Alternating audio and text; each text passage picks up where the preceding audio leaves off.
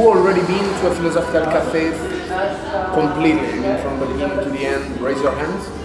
I mean, almost, yeah. Oh. Yeah. Okay.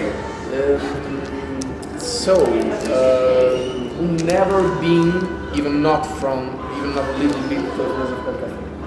So, okay, you just pick one of the person that already been there and make them explain the rules for you.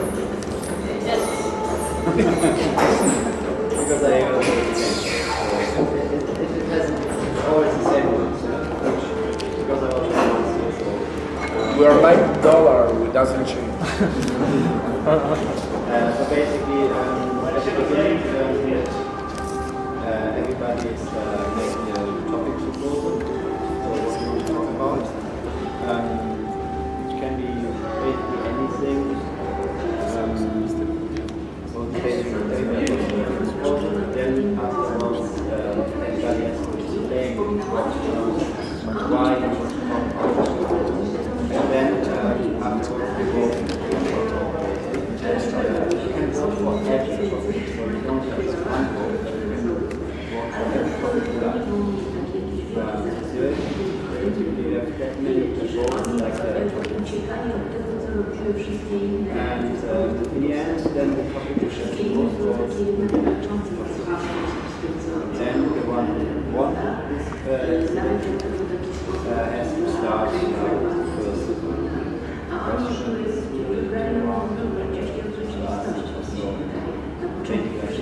Food for thought, then if somebody wants to say something to them, he raise his hand, he will write it down again, and he will write it down in order. You have to basically memorize what you want to say. Because the reason for that is that everybody has a chance to say something. It's not dominated by people who are always talking. And so, helps to memorize like the smartphone, downstairs, and forget it, or you can maybe write it down in paper. Yeah, and then we can discuss it, or just like a debate. After 1.5 hours or so, Well, normally the decision part takes something like 1 hour, and the discussion part more. And between those two parts, you will have another pause to have another coffee if you want to. So, okay, no matter what. So, and peace and love. yes. May I clarify what you said? It is about 1 hour to make a decision on what we are going to do? Yeah, normally yes. Okay. Yeah, because you have to propose, expose, vote, so it takes a bit of time. But about an hour, it depends. Yes. So just new people, totally new people, 1, 2, 3, if I'm right. Then is pick one of them and try to make that person explain once again the rules, so we will be sure that everybody has to go.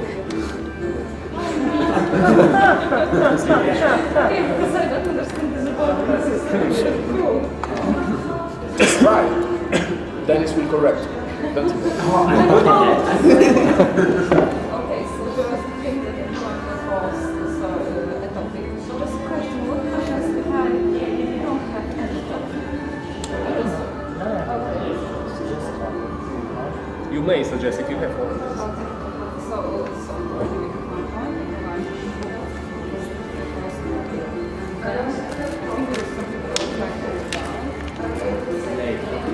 Yeah, just try to expose once again the rules from the beginning, just in a simple way. I'm not sure if I understood it. Oh, you've done the first one. Yeah, Just what give a topics? try, give a try. If you get them, it's good. If you don't get, just you pass the turn and somebody else will do it for you. Don't worry. Just Okay. chill out. So about this topic, so we have proposed one, and then there's the vote. Then everyone should make a presentation of this topic. And then there's the vote for which topic will be the most interesting to discuss.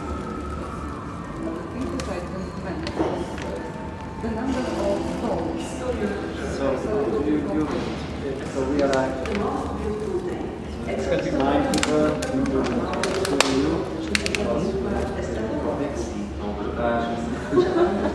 So we will have 9 topics.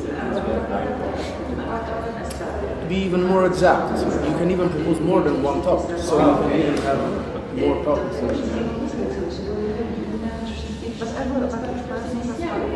Well, you, for each topic, you will have No, wait a minute.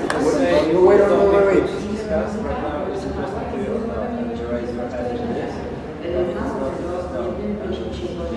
Even if you go through times, depending on how many topics we have, each topic that has the most raise-ups will one.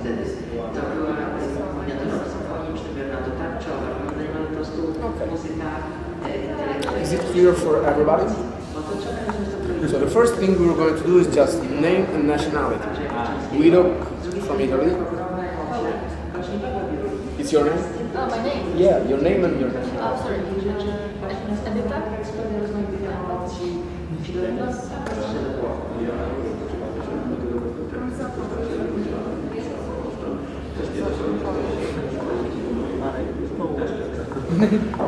Advancing Italian astronomy. Arek on Poland. Oh, that's it. Okay. Who has a topic to propose to us? Because everybody of you has a lot of topics, just nobody wants to start. I may start because I'm absolutely Fair, you are. That's a good one. So, Arek? Yes. Yes? Yes?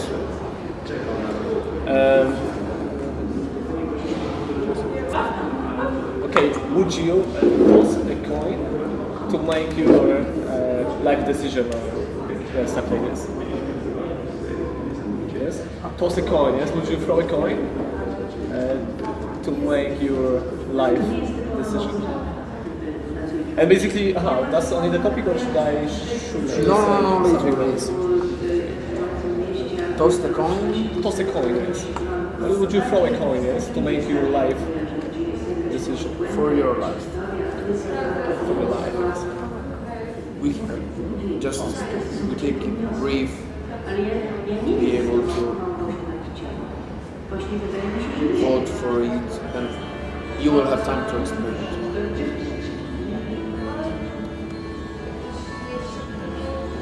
Okay, who else? Hey, Batman.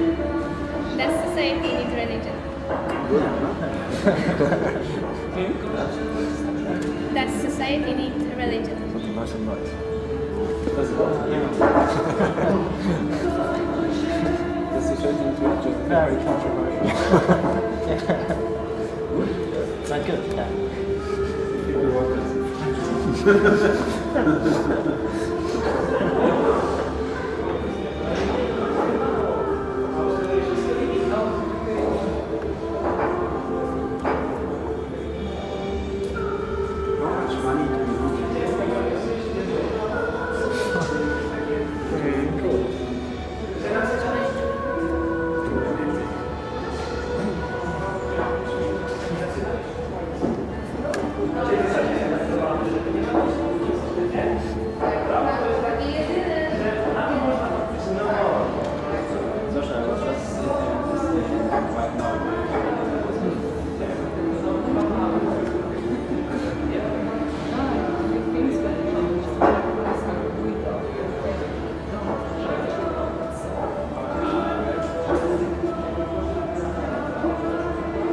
Well,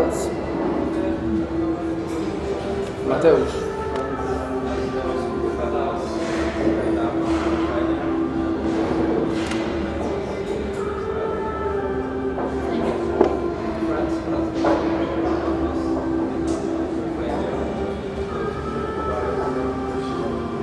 Friends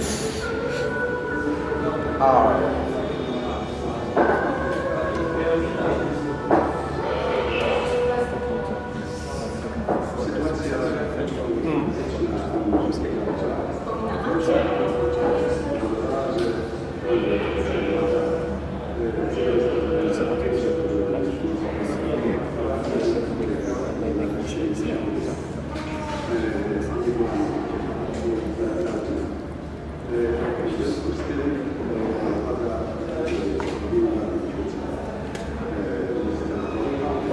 failures, and so, or there is something else? Friends are those people who help us to get out of our, to get up after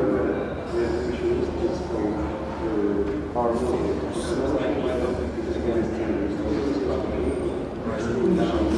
I don't know. No, it's just that I have to come back to the paper because this one is totally too slow. Sorry for this stupid thing. Just I was trying, but it's totally not working. Just get a notebook normally.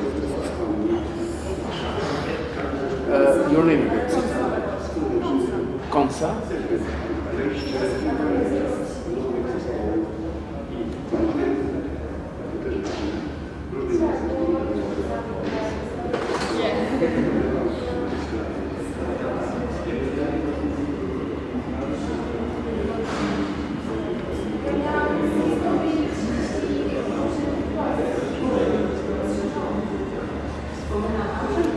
Okay. Vadim? Ah no, Zosia.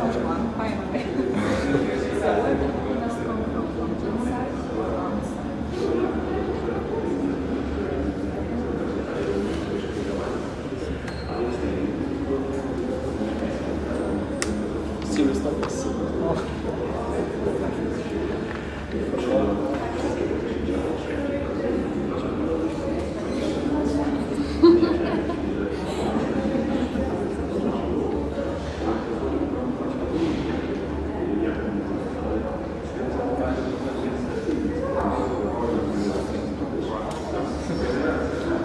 Nope. I think that somebody's going to get married beside of us. Some kind of philosophical marriage.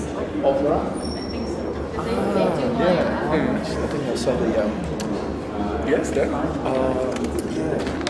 Okay. So they actually show performances from Polygon. I see.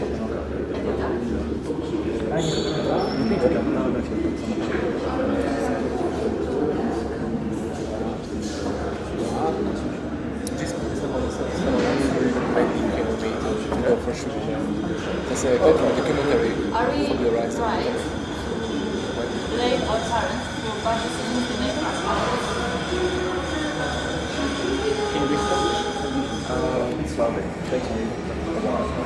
So there, najbardziej. Wzruszające. Yeah, that's the, Optymistyczne. the most moving. Yes. The most moving. About decisions.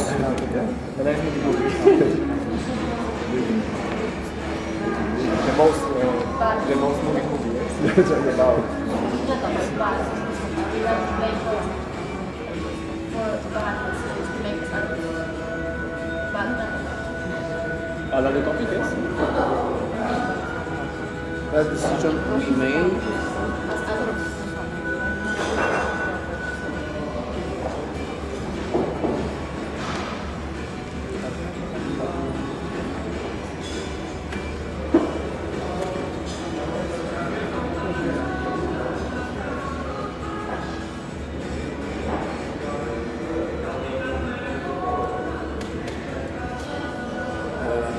I totally promise you the paper for next time. So sorry. So sorry. And who's next? Vadim. So, something we were talking about just before, about success and failure and how it's viewed in different countries. And, sometimes there's some stigma attached to it. And for example, if you fail, you're seen as being a failure. You can never recover. But instead, in other situations, people understand failure and actually encourage you to start again.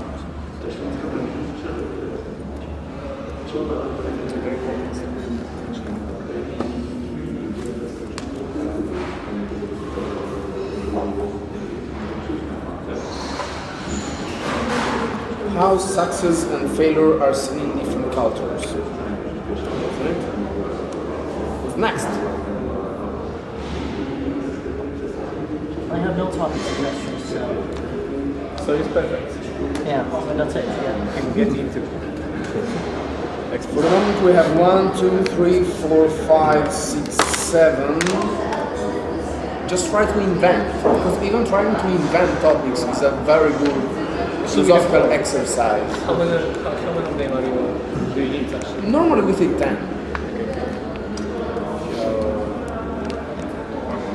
Because sometimes there is something that you was never thinking about, and suddenly you discover that is the most important thing that you can think about. How do we define beauty? Okay, so just let's try to do it once. So Vadim is just beauty, so we take it as beauty.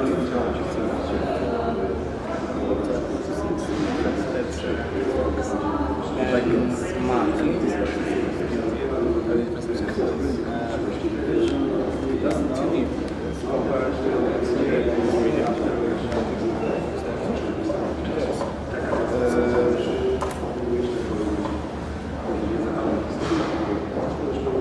Vision of the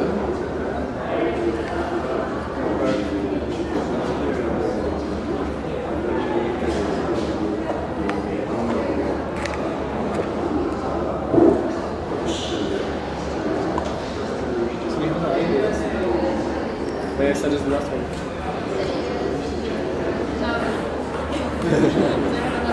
But you have two already. okay, but Okay, let's. we can take them both. Don't you worry.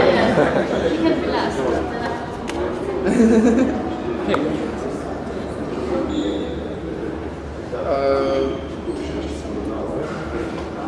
I just take both. So Yeah. the order doesn't matter. Arek. Simple one is where ideas come from. Wow. Sounds simple. Sounds simple. No, it's not so simple. Sounds simple.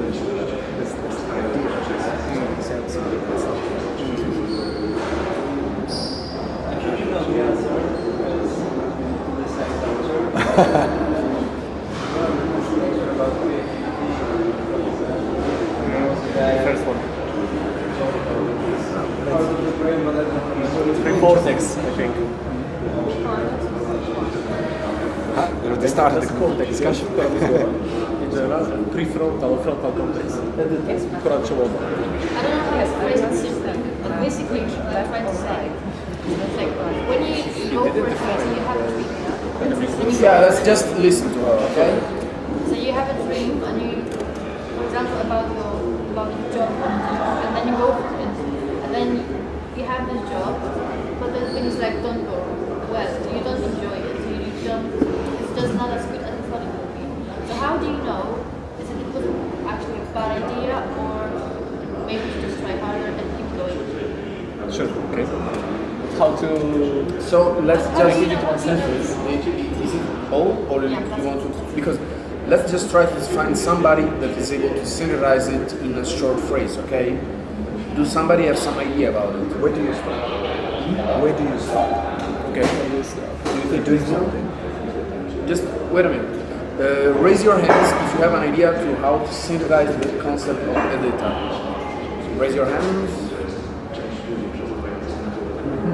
We just have Vadim.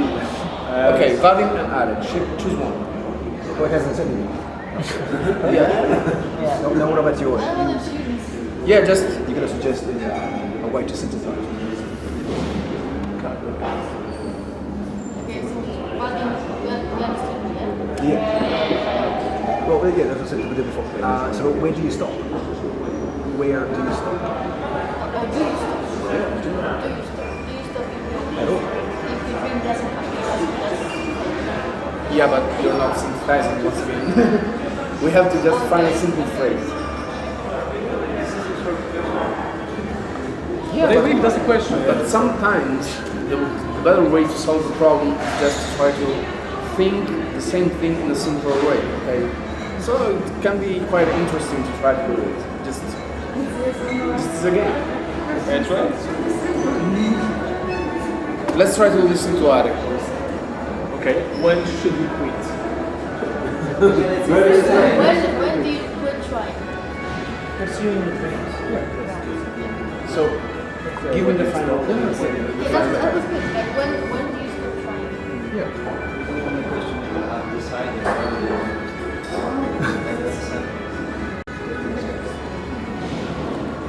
When do you stop trying? the idea of that it came from the same stuff. So it's in the radio. They said to us, very often about to make Okay. a real lifetime decision. So, now for 2 minutes per person, not more than 2 minutes, you have to explain to us why you want to discuss about that particular issue. Okay? Ari, would you toss a coin for your life? Why do you want to discuss about it? For your lifetime decisions, something like this, but yeah, for your life. Why? Firstly, I listened to radio and they were asking basically different people, they are about to make a decision on, I don't know, should I quit a job? Yes. Is it the right time? Should I quit the relationship or should I get deeper into that one? Yes. Should I go further or should I stop at some point? Yes. How to make this let's say perfect decision. We are always looking for them, yes, to make a perfect one. This is why I believe that one is close to what you are trying to I don't know to show us as well. Why I believe that we should discuss that. Because very often, you are looking for this perfect one, yes, for let's say someone to advise you where should I go, yes, but actually you are the only one who knows where you want to go or when you want to get, but it's very difficult to make that decision. So the question is sometimes a tossing coin is as much, let's say, valuable as looking for the best counselor, the best advisor you can ever find somewhere, to maybe pay you a psychiatric or psychologist, yes, to get something out of you or your coach, or just maybe, just toss a coin and to make a decision and to go for it. And another question will be, if you toss a coin, yes, you decided to do that, will you go after this?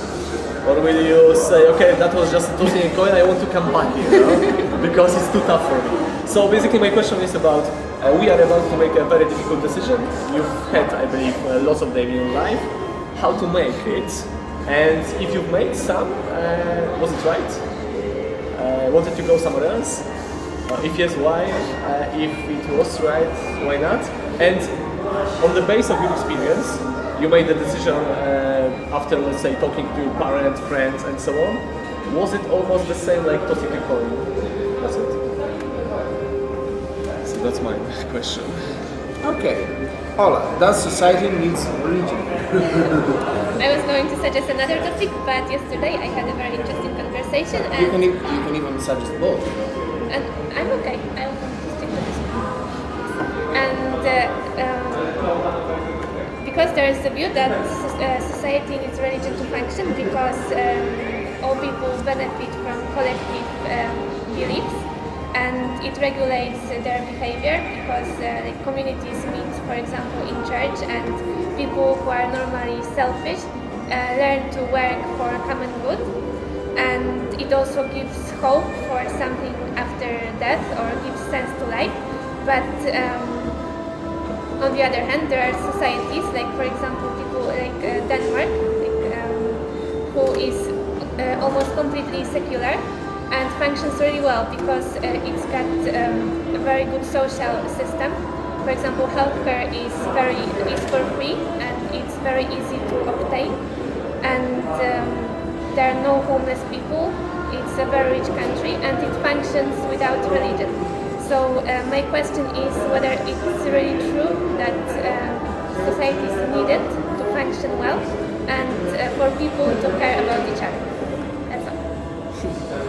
Dennis, how much money do we need to be happy? So, as you know, many people are maybe thinking that the more money you earn, the more happy, the more happy. And it's like, it seems like certain people, they're never happy with what they're earning. The other question is just, like really, what is the influence of money on being happy? At which point does it have such an effect? The point is like the worst level. remember there was a study that said basically on a worldwide global scale, so not really focused on certain countries, it doesn't make any difference anymore if you have $15,000 a year income or more. If you earn less, then it has impact on your earnings. You have too much money. If you earn more, it's like excess of what you need for. How much money? 15. Of course, in average, if you go to other countries, it's more than other countries. Yes. So basically,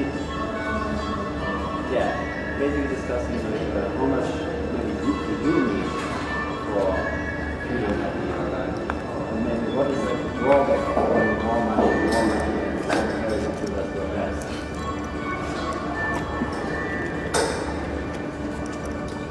Okay. Matt? Friends are those people to get up after our failures. This said that people are social beings and that all the people around us play a very role in our life. This is not only around us.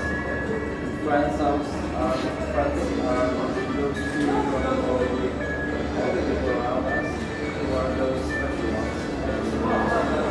They have us all through life and we have each other. And I think it's very important to have feelings of friends. And I think that it's a really important part of our Concept. Does freedom exist? There is a theory that says for determinism that there is no such thing as treatment because everything has some cause and problem. So even if in we are free, we decide to go forward.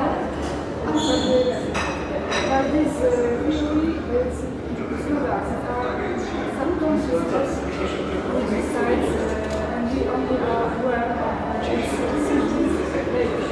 So it's not just what we really decide, but everything that's outside of us, it's still reality.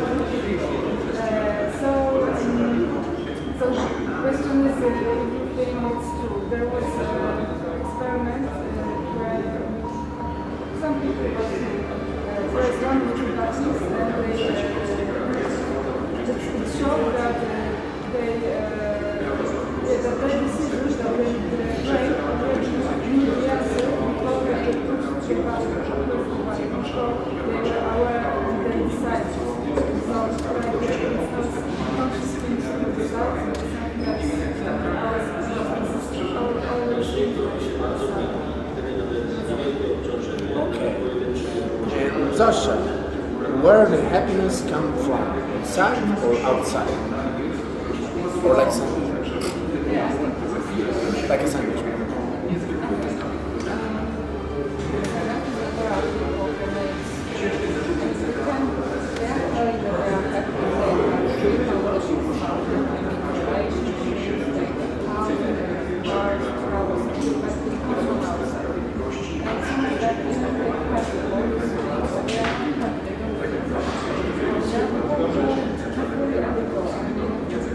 Not because they are poor, but because they was chose the other way. They have to take from all these things from outside.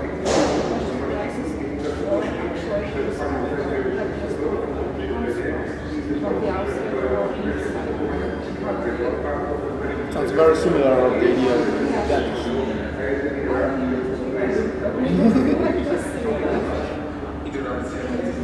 Okay, and Edita, are we right to blame our parents about bad decisions we make as adults?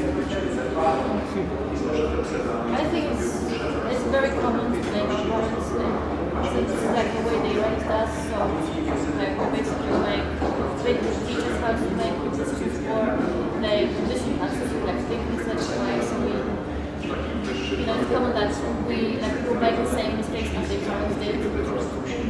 But is it okay to blame them, or should we just think that we are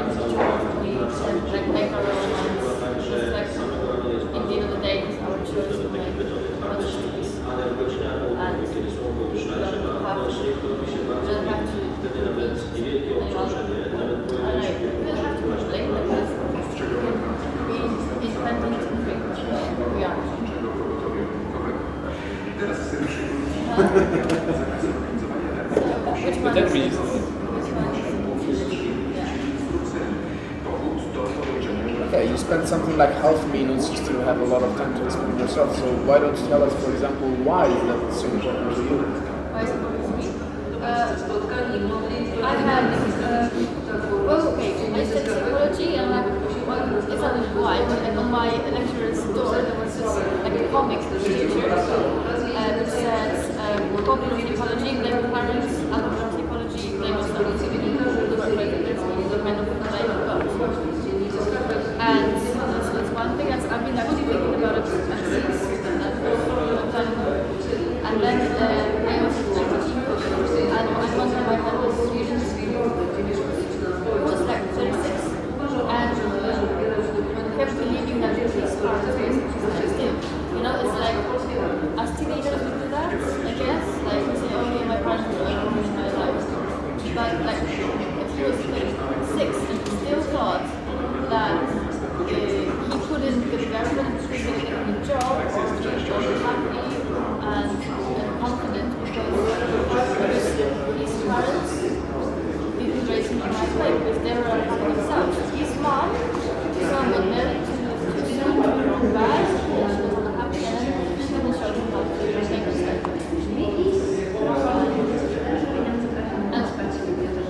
And it was really difficult to listen to. Well, then, like, I think there should be a time where you stop and But becoming responsible. yeah, become responsible for your own life. Vadim, how success and failure are seen in different cultures?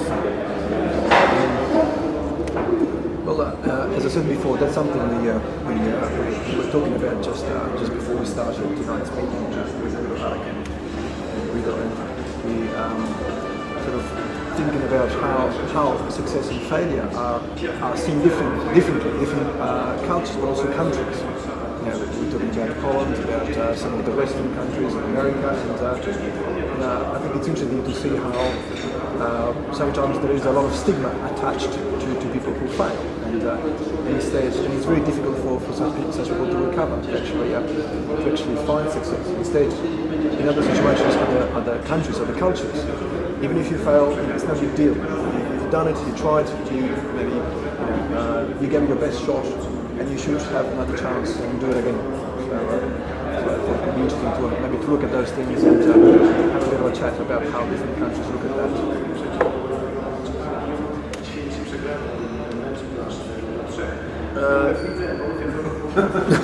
Someone. So let's just Vadim, about beauty. Oh. Well, I think 2 minutes is probably a bit too much for me to elaborate because I think it's a very simple question, but the answer is very difficult. And beauty can be everything, anything. So I guess we would need to talk about it to find out what it is. Find out what beauty is. That's a great invitation. It's a great challenge. What it is, right? And pretty similar to the challenge of concept. Does freedom exist? What is beauty? Is some kind of basic can I say? Questions of philosophy. And Mateusz, vision of the unknown compared to experience that we have. Yeah, of course.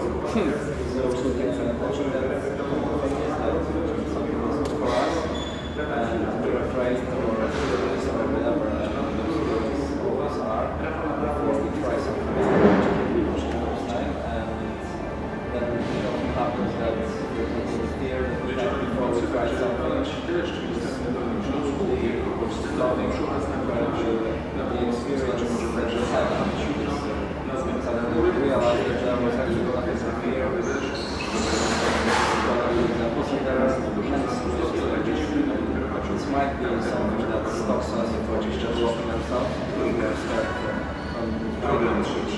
from trying something new, but sometimes it also somehow protect us from things that really might hurt. No, this is on one side because it's quite common situation.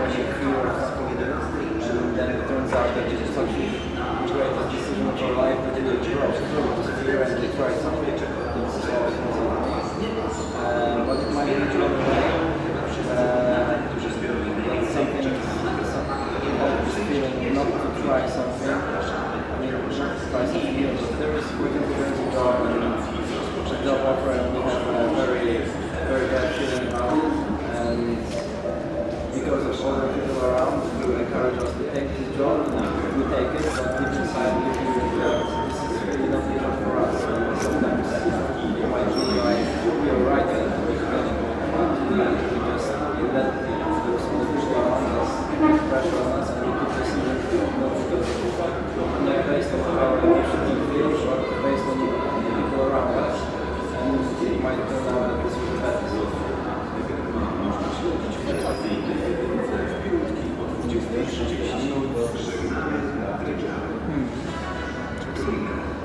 Ari, where ideas come from? I would say this, some of us have brought some ideas from home, yes? Others developed them here at Spots. I was listening to you and your ideas, and I would say I could give you a few other topics, yes, to discuss about just this time. So the question is, where do they come from, yes? And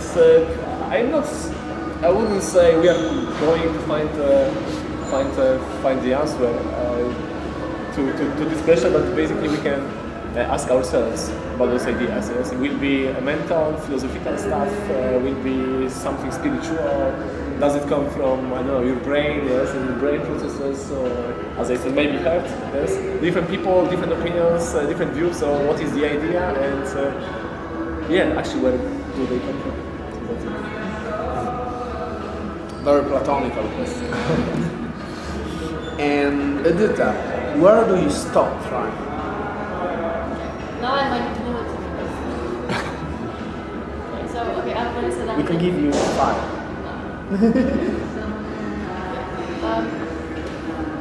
Yeah, so kind of long story. Okay, I've already said I'm a psychologist and I teach English, but actually I'm a journalist. And when I was towards like end of university, I realized that's what I want. And this was used to be my childhood dream, and then it just came back to me. And so then like I was trying for another 2 years to get into a job, and then I got the job, and then just thinking started. It wasn't really all the way. It was like this difficult. Yes, difficult work. And I won't believe I'm actually enjoying writing that much. I don't feel I was that great at talking to people. I just felt like lots of things I can't do, and it's really difficult. And I was struggling to, and I still something to do, like to make it through the day. You sit there and you just I get really anxious, and I don't really have ideas. Sometimes I felt like I've done nothing. I don't have the makings to create it. But then I had those days that everything, like it just felt right, and I felt like I could do it for free. I just loved it so much, and like I felt like I couldn't do anything else in my life. Yeah, when something went right, like say like 1 time out of 10, things went right, and I knew that I was right all the way. But sometimes I have things that maybe I shouldn't travel so much, but life is short, maybe I should choose something that will come to me easier, or I should just pursue it. And to the point where it's 5 out of 10 and 10 out of 10, I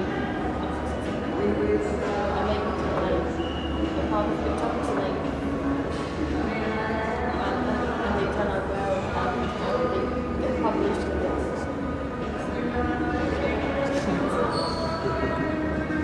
Should I stop it? I know the answer for myself now, but I still have doubts. Yes, should I let go of it, try something easier, or just keep going? Okay, now we shift a bit. In just 1 minute, anyone have to defend an argument that he have not proposed but that he would like to discuss, okay? So, for example, would you toss a coin for your life? Who want to give his argument in favor of discussing about it? Okay. We have 2, so you can choose one. You're first. I'd like to discuss this topic because the saying that I know what's happening, that if you flip the coin, you know the answer before you look at the result. And I think that this is the thing where the coin might help, but I don't think, I'm not sure. There are some, because you mentioned that sometimes we can compare researchers what to decide to the flip of the coin because it's so incredible. I think that sometimes it is like this. I'm really interested in this topic and this is the one that I'm going to go for sure. I really like this is an interesting thing because making decisions, actually our life is about making decisions on every topic that we propose. This part, making a decision. Thank you for the endorsement. Who want to endorse the argument that society needs religion? How many hands? Two. Okay. Okay, so religion in the beginning, of course, was religion, but it was also used as the way of rule people, actually, because when the law and the government doesn't work, and then religion was also used as a way of manipulation, to rule back from the history of democracy, really not the mechanism of their action. Comes from not actually from religion itself, but the way how to rule. It was also the way because people for the environment so well educated and they lived in the dark, they lived in something that's a spiritual life. So it was easier to bring the spirit of God to the power. Because government they were just not so strict, but something higher. The question is if the society needs this. Okay. How much money do we need to be happy? Who want to endorse it? I might. Basically, I've seen the same researches on how much money you need to be happy. And as you said, there is a line, something like people get really happy when they get out of the poverty, but then they are happy, and then they come to this decent life, and then money stops making you happy. Yes. So the question is, does the money? Yes, how much money you need to get happier? And we can see lots of people who who basically focus on their money, yes, and they try to get more and more and more and more, and there is less and less and less happiness. So I would say this question or this topic, I would kind of make it bigger up to what makes us happy, what is happiness, and in general. Maybe kind of the balance in your life. It's not only money. Probably will be getting to this point. Very interesting, by the way. But yeah, what really makes us happy as well, yes? With the money as the most significant thing. Still love it. Come on! Why everybody leaves the lights on the camera? And okay, so we still go on. Excuse me for stopping you, but we have a lot of topics and we have to endorse in a very short time. So who want to endorse friends are those people to get up to help that help us to get up after our failures. Who want to endorse it? But may I have a question actually to this topic? Was it like because there is no question? Yes, friends are those who success. Again, this is the problem. Breaking down my Yeah, but we have to find somebody else that answer. no, just about the topic. Okay, so be very brief. As those who I'd like to discuss friends in this spectrum of those people that what to say. No. Could you repeat your question? I asked you. I said this is not a question actually. Yes, it's like friends are those ones who yes, who makes us happy when we are failing, and that's a statement. So Yeah, it is. and my question was was it like just a part of the topic that you wanted to ask? You wanted to basically state, or was it like the complete? No. Disagree. Question just what we were discussing. Short the way I what is a friend? There is a short synergy approach. Shorter version. This question. Okay, who want to endorse the argument? Have you understood what we are doing now? It's just everybody already proposed it, but now somebody that haven't proposed an argument can endorse it and explain in 1 minute why he endorsed this argument for the position. Okay, to vote. And who want to endorse the argument? Does freedom exist? Raise your hands. No, you cannot, of course. What happens if there is nobody who wants to endorse? I don't know, there must be somebody. Come on.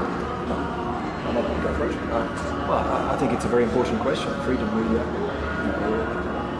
we ask this question maybe not every day, but very often anyway. We have lots of experts, professionals, academics, and important people talking about this very question. So I think it is important to talk about it. I think interesting as well to have a discussion. I will just help with a little provocation. There is a third school. There is not just Erasmus and Luther, but there is even the school about, yes, you are free, but in the minimum part of your decision. For example, a lot of people decide a lot of things around you. If you want to choose the person with which you want to live in your life, you can choose only between those people that like you. So a lot of people decide for you that you will not spend your life with them. So yes, you are free, but you have boundaries. Okay? It's just, of course, we know that Martin Luther say that there is no freedom, and Erasmus says yes, there is total freedom, because without freedom you have no faith. So it's just daily. But we can have some kind of secular or scientific school about the limit of freedom. Who want to endorse the idea of where the happiness comes from, inside or outside? Even you two, you guys.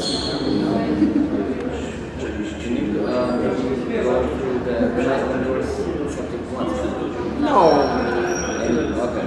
And you can even vote for all the rest and not the one you endorse. So, I repeat the argument. The issue here is where the happiness comes from, inside or outside. You have 2 clients. Who do you choose? Okay, so it's basically, I would say, the discussion is about materialism and consumerism. There are like happiness studies. Okay, you can question mythology, but I remember I was one of those studies of happiness. So basically, there were like happiest countries. Where the happiest countries turned out to be Ghana. Yeah. I wrote it. And I read it. And It's amazing. it's like strange for us in our Western view that such a poor country seems to be the country that's the happiest people on earth. So while on the other hand, we have people who are a bit connected to that much, like the people who are rich and understanding. So and that I think this is a nice example of like why people who have nothing are more happy than people who have everything. Okay. Now the next argument is: are we right to blame our parents about bad decisions we make as adults? Are we right or not? You want to endorse it?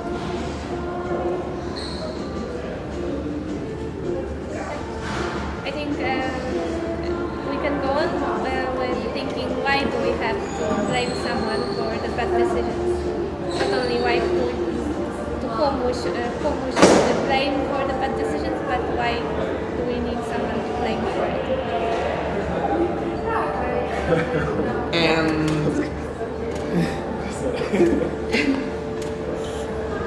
how success and failure are seen in different cultures. You have Arek and Lance. Okay, thank you. Actually, we started talking about this over there. Yes. I read it. Actually, we started from Silvio Berlusconi and Italian politics. Yes, and then I read an interview a couple of days ago with Renzi. Yes, Matteo Renzi. He's a mayor of Florence, and he said that major problem in Italy is not Berlusconi. Are not debts or a fact that basically young people leave houses or parent houses when they are 30 or even later, but a matter of if you try and you fail, you are lost.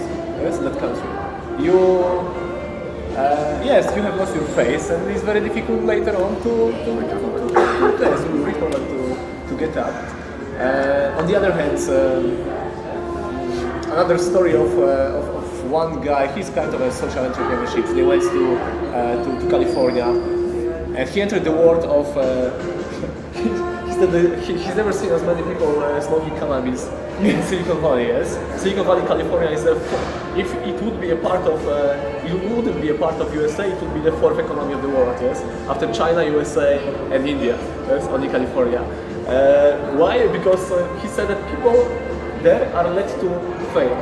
And even for instance, bankers, basically financial institutions, if there is someone who comes to them 3 times after failing 2 times, they are more up to giving them money again than let's say in another place, or than to a person who is trying first time and most probably will never try again.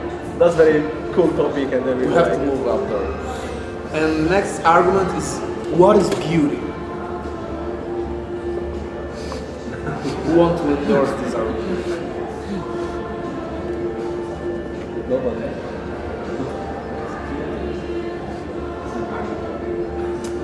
It's a hard one. It's very, very hard.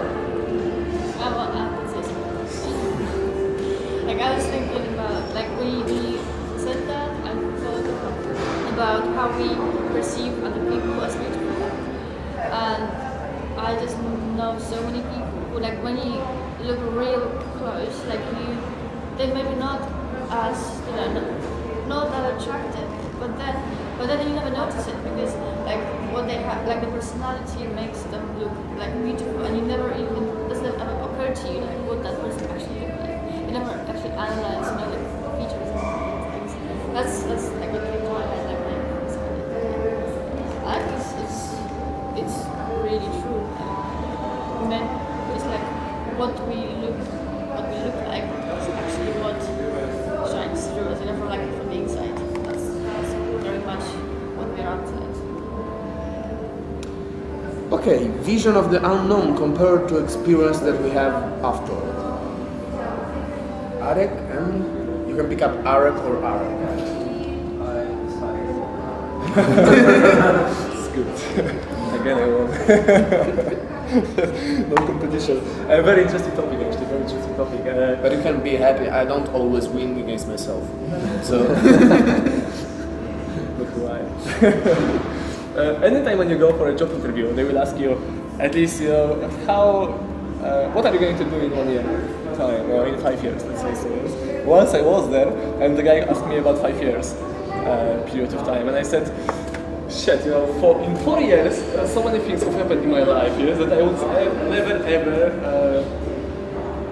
kind of believe if someone would come to me and say, man, this is going to happen in your life, in those 4 years. So it was completely unknown. What happened was absolutely scary at some point. Experience amazing. You said something like, very often this fear blocks us, and then we go ahead, and it wasn't so scary as it seemed to be. Sometimes it's even more when you get experience this. But anyway, it's worth to try, and it's worth to discuss this topic as well. Yes. Unknown and experience, and how basically you perceive this afterwards. Thank you for the endorsement. Where ideas come from? From the Hippolans. I think it's a very good question. It's a very old question too, because people, centuries have been thinking Well, where does true inspiration come from? And I don't think there's one answer, but I think it's exploring different answers. Because, you know, inspiration, creativity, ideas make progress. Without inspiration, without ideas, we would still be sitting in the same place. So, yeah, so I think it's very interesting topic. I don't really propose that, but yeah. Yeah? Alright. They say that need is the mother of invention. So maybe someone must have like needed something to come up with an idea. But what is the need for music for art? Somebody Start a discussion. The last one before the pause. When do you stop trying? Which point you stop trying?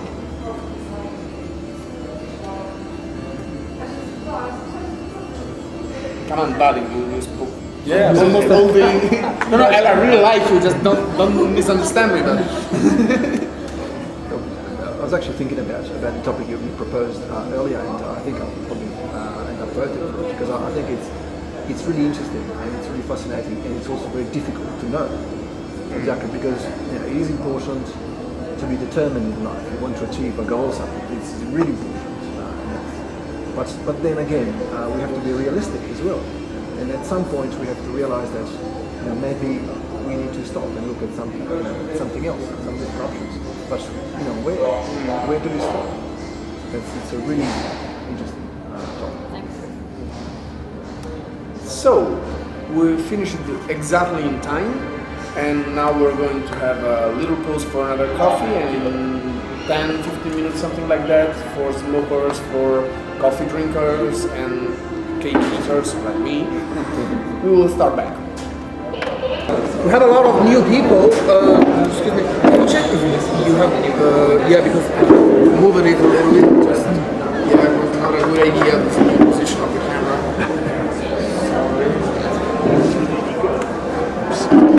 L'ho toccato io questo. No, l'ho toccato io. Okay, there we are. Now we vote. We have the most political point of our meeting is that. I wonder if we can all move to the left somehow? Yeah. Wait. Oh. Wow. Fuck. Okay. No, you cannot say that. Just pull it back. Thank you. Yeah. Do you need this chair to stay there? No, I just wanted to, because it's a lot of people there and just to loosen the space. Yeah. Okay, but it's gonna be very dangerous. But actually we can move, yes, on the side because there is nobody sitting now in the corner. And then you can sit here if you really like, yes. But first we have to move.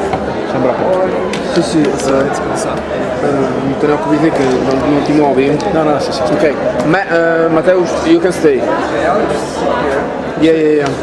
Ma servita sotto? No, non servita perché non si è rotto.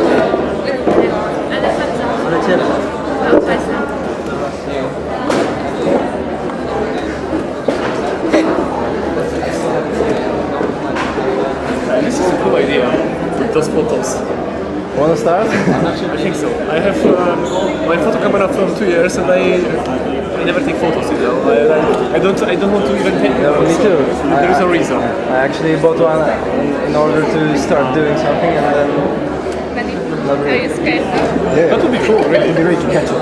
Like just a moment, it's fun. Okay. Here we are, and now we have to vote. I never saw you before, I think. So, okay, I will say any argument that we proposed before, and you can vote even for all arguments. Anytime that you hear an argument that you would like to discuss, you vote for it. You don't have just one vote. You can even vote for every argument that's here, okay? So just don't be ashamed. Don't be shy. Excuse me.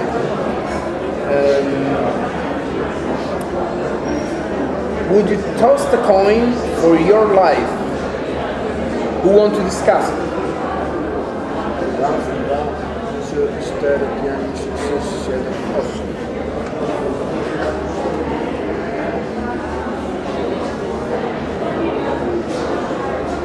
Does society needs religion?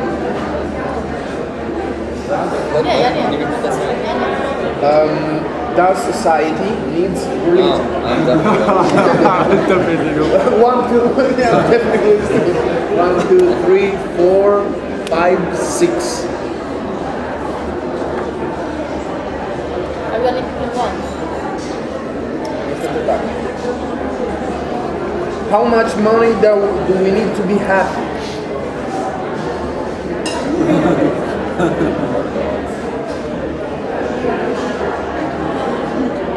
Friends are those people that help us to get up after our failures. That's not true.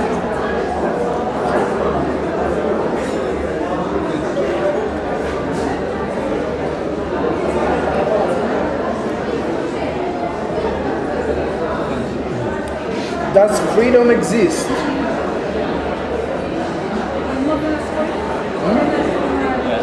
Vote for yourself? Yes. Raz, dwa, trzy, cztery. Where the happiness comes from, inside or outside? Raz, dwa, trzy, cztery, pięć, sześć, siedem, osiem. Are we right to blame our parents about bad decisions we make as adults? Yes or not? Raz, dwa, trzy, cztery. Raz, dwa, trzy, cztery. Pięć.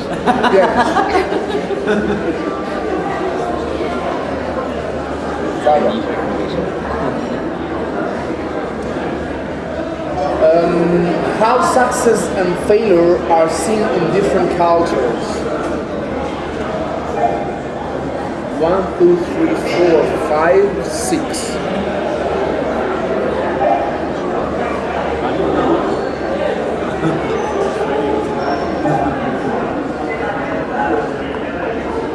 What is beauty?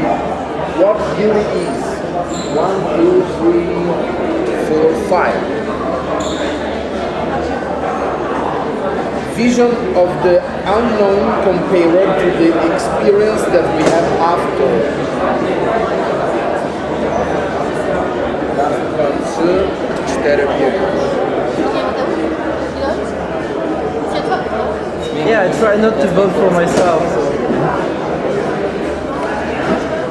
Where ideas come from? 1, 2, 3, 4, 5.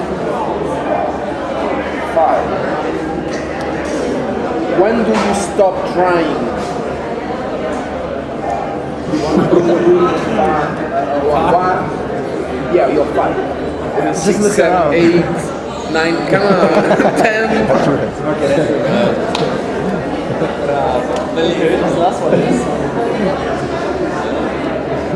When do you stop trying? So you have to introduce our. Okay. Wait 1 minute because we have some new person. So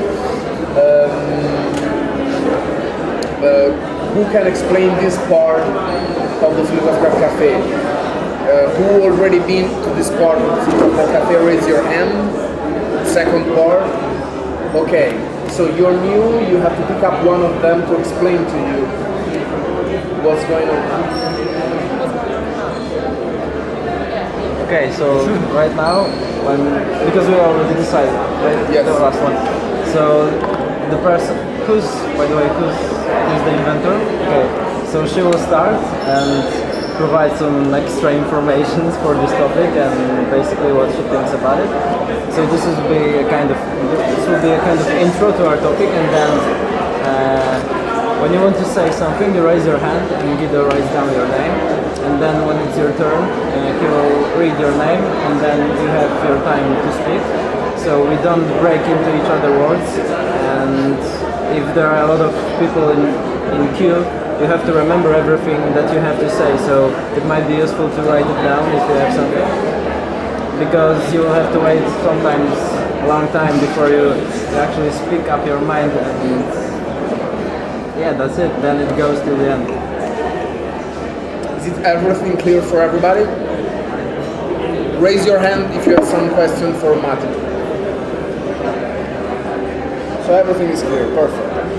Edita, you can start to tell us. So I should basically like repeat like the introduction I did before. No, you have to add something. Add something.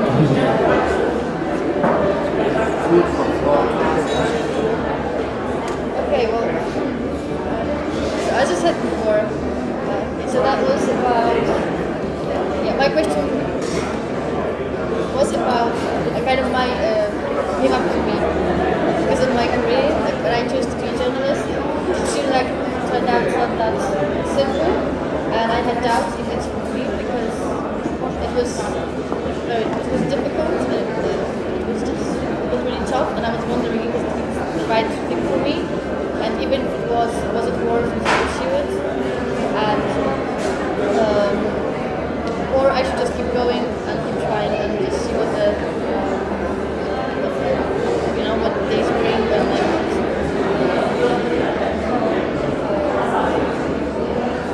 like just like wait for the change and like wait for the breakthrough. That's my thing. Is that enough? Maybe. What you want?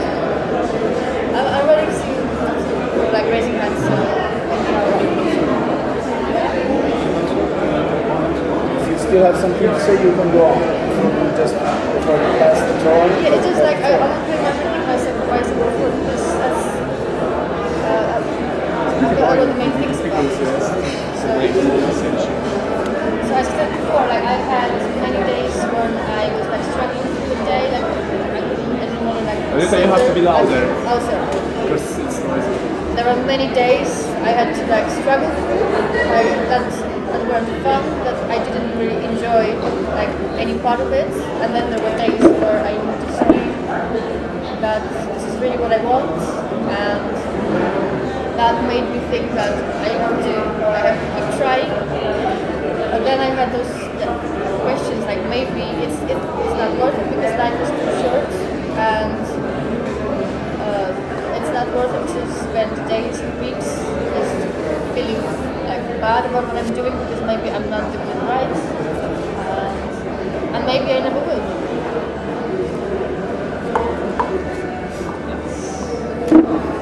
Dennis. So this basically which one you should stop, keep trying. I think it's just determined by the other factors, the environment. It's like, do you have the means to risk failure? Do you have what is the society like? The society is like is keen on opportunity and is forgiving failures and trying. It is also not so rigid when it comes to regulations. Or is it a society where it's everything very rigid, and where the question is not like if you should just stop keeping trying or not, because you just look like, let's say you have studied, let's say you studied sociology, and you then suddenly want to discover that you like urban planning. So, or like, this would be maybe something which you like to push. But many societies where you can't be pursue that because we don't have formal qualifications. The other societies are more flexible, like, okay, you can take So I think it also really depends on such circumstances. Just one moment. Do you hear him? I don't. Okay. If I want to, yes, I can. So basically what I want to say is, with this keep trying to pursue your dreams, it depends on the conditions of the society. Is it a rigid society where everything is formal, like that you, for example, if you want to be an urban planner, you have to have certain degrees in it. You can't step in from the side with other degrees, or is it a more open society that regard that okay, you can think so you can try? can I will start from this. I like this topic because I would say it really combines lots of the ideas that we've had here, yes? About failures, about making decisions, about maybe tossing a coin, yes, to make the right decision or maybe making not the right decision. And about experience and getting into unknown. So I like it. And then there will be my question. I would like to hear your experience as well, yes? Maybe less from the philosophical point, but more like, because you've experienced a lot in this stuff. And to answer you as well. Yes, maybe very often it's conditioned or determined, because we are not free in a society or in a group of people you are surrounded by. But on the other hand, I believe in this, and many people who are, let's say, successful in whatever it means, they say you have to push it to the point that you want to get, yes? And first you have to know what you are going to get as well. And there is something like, it's not a matter of number of, let's say, collapses that you will have on the way. It's just a matter of getting up after any failure and kind of continuing or carrying on your burden, yes, to get to the right point. Yes, okay, for now. No? Paul. So, I agree with what's been said so far, and I'd also like to add that it's also a question of benefits and risks that you have to weigh basically before you decide to give up and continue, and also your motivations. I mean, it depends what you're doing basically. If it's something positive, if it's something enriching for yourself, for your family and friends, then I would encourage anybody to continue trying what they're doing up until the point that maybe they're starting to cause maybe some harm to themselves or some other people as well. Because I mean, eventually if someone is trying to do something and it doesn't work, maybe they're actually doing more harm than good. And on the other side as well, if someone is maybe not doing something positive or not trying to do something positive, but instead are trying to impose their beliefs and their values onto others, I would encourage a person like that to give up rather quickly. I mean, for example, what if Hitler gave up? That'd be fantastic. We wouldn't have a second one more, right? But he didn't, and he was persistent, and it rings true to his question, because sometimes it's better to give up for the benefit of everyone. Other times it's better to continue. So I think what Dennis said about feedback, basically from others, is also very important when considering whether to continue or give up in your endeavor. Concept.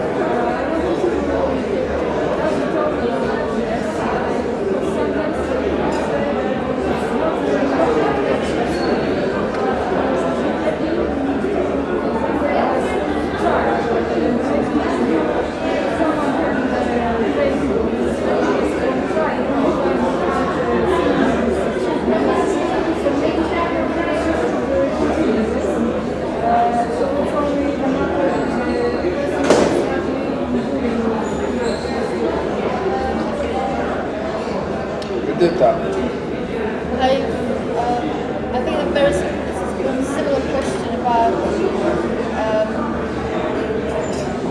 Sorry, I lost it.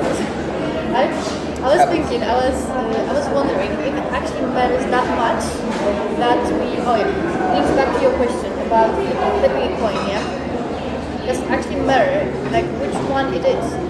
Does it matter that much? Sometimes maybe when we let go of something, we just begin, maybe life takes us somewhere better. How do we know what's actually best for us? So, is it really that important that we do exactly what we want, that we really go for that particular thing? Because as I said before, life is short and life is random. Maybe we don't know exactly what's best for us. And how do we actually know? Sometimes it's not up to us. Sometimes someone else makes a decision for us, some, for example, we lose jobs and then we have to go find somewhere else, and you never know if that job will be actually better for you, and that will actually, I don't know, it will turn out to be just something that you never thought about, but actually just as good. I'm just talking about like the randomness of it all. Is it really that important that you go exactly like for that one thing and like don't really go for this?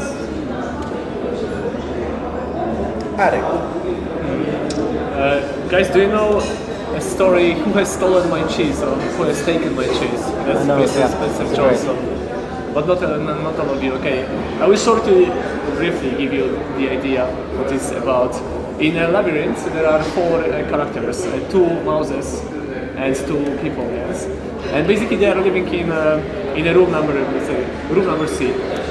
They have cheese. Yes, cheese is a metaphor for your happiness, for your dreams, for I don't know, for whatever you like in your life to have. Yes, and because mouses they have instincts. Yes, so they tend to base on the instinct. People perceive the world by reason, by mind. At some point, basically the story goes like this: the cheese is, let's say, decreasing in number, in size, yes, but people don't really want to see that, yes. So what they do, they carry on the life like they have, yes. Every day they come to the room number C, they have their cheese, and so on and so on, and basically it takes days up to the point that there is no cheese. Yes. They come, mouses left before, they started running through the labyrinth looking for cheese. People came there is no cheese, yes? And there is the question, what am I going to do with this? There are 2 guys. Okay, because I have those Polish names, yes, but it's important as well. One of them is very afraid, and another one is like, he doesn't want to change anything in his life, yes? And names are Zostałek and someone else, and Wujek and Zostałek. So basically, one of them is trying to maybe, I don't know, he said, most probably someone has stolen this cheese, yes? So let's have a look around, yes? Maybe behind the wall there is cheese. So they took some random tools and they put down the wall, but there was nothing. At some point of the story, the guy who is afraid of changes, the guy who is afraid, he moves into a labyrinth looking for something new, yes, for another perspective, for cheese. Because first he's hungry, second he's just given up, sitting with Wujek and basically talking about, will be the cheese or will someone come to me and bring the cheese or not?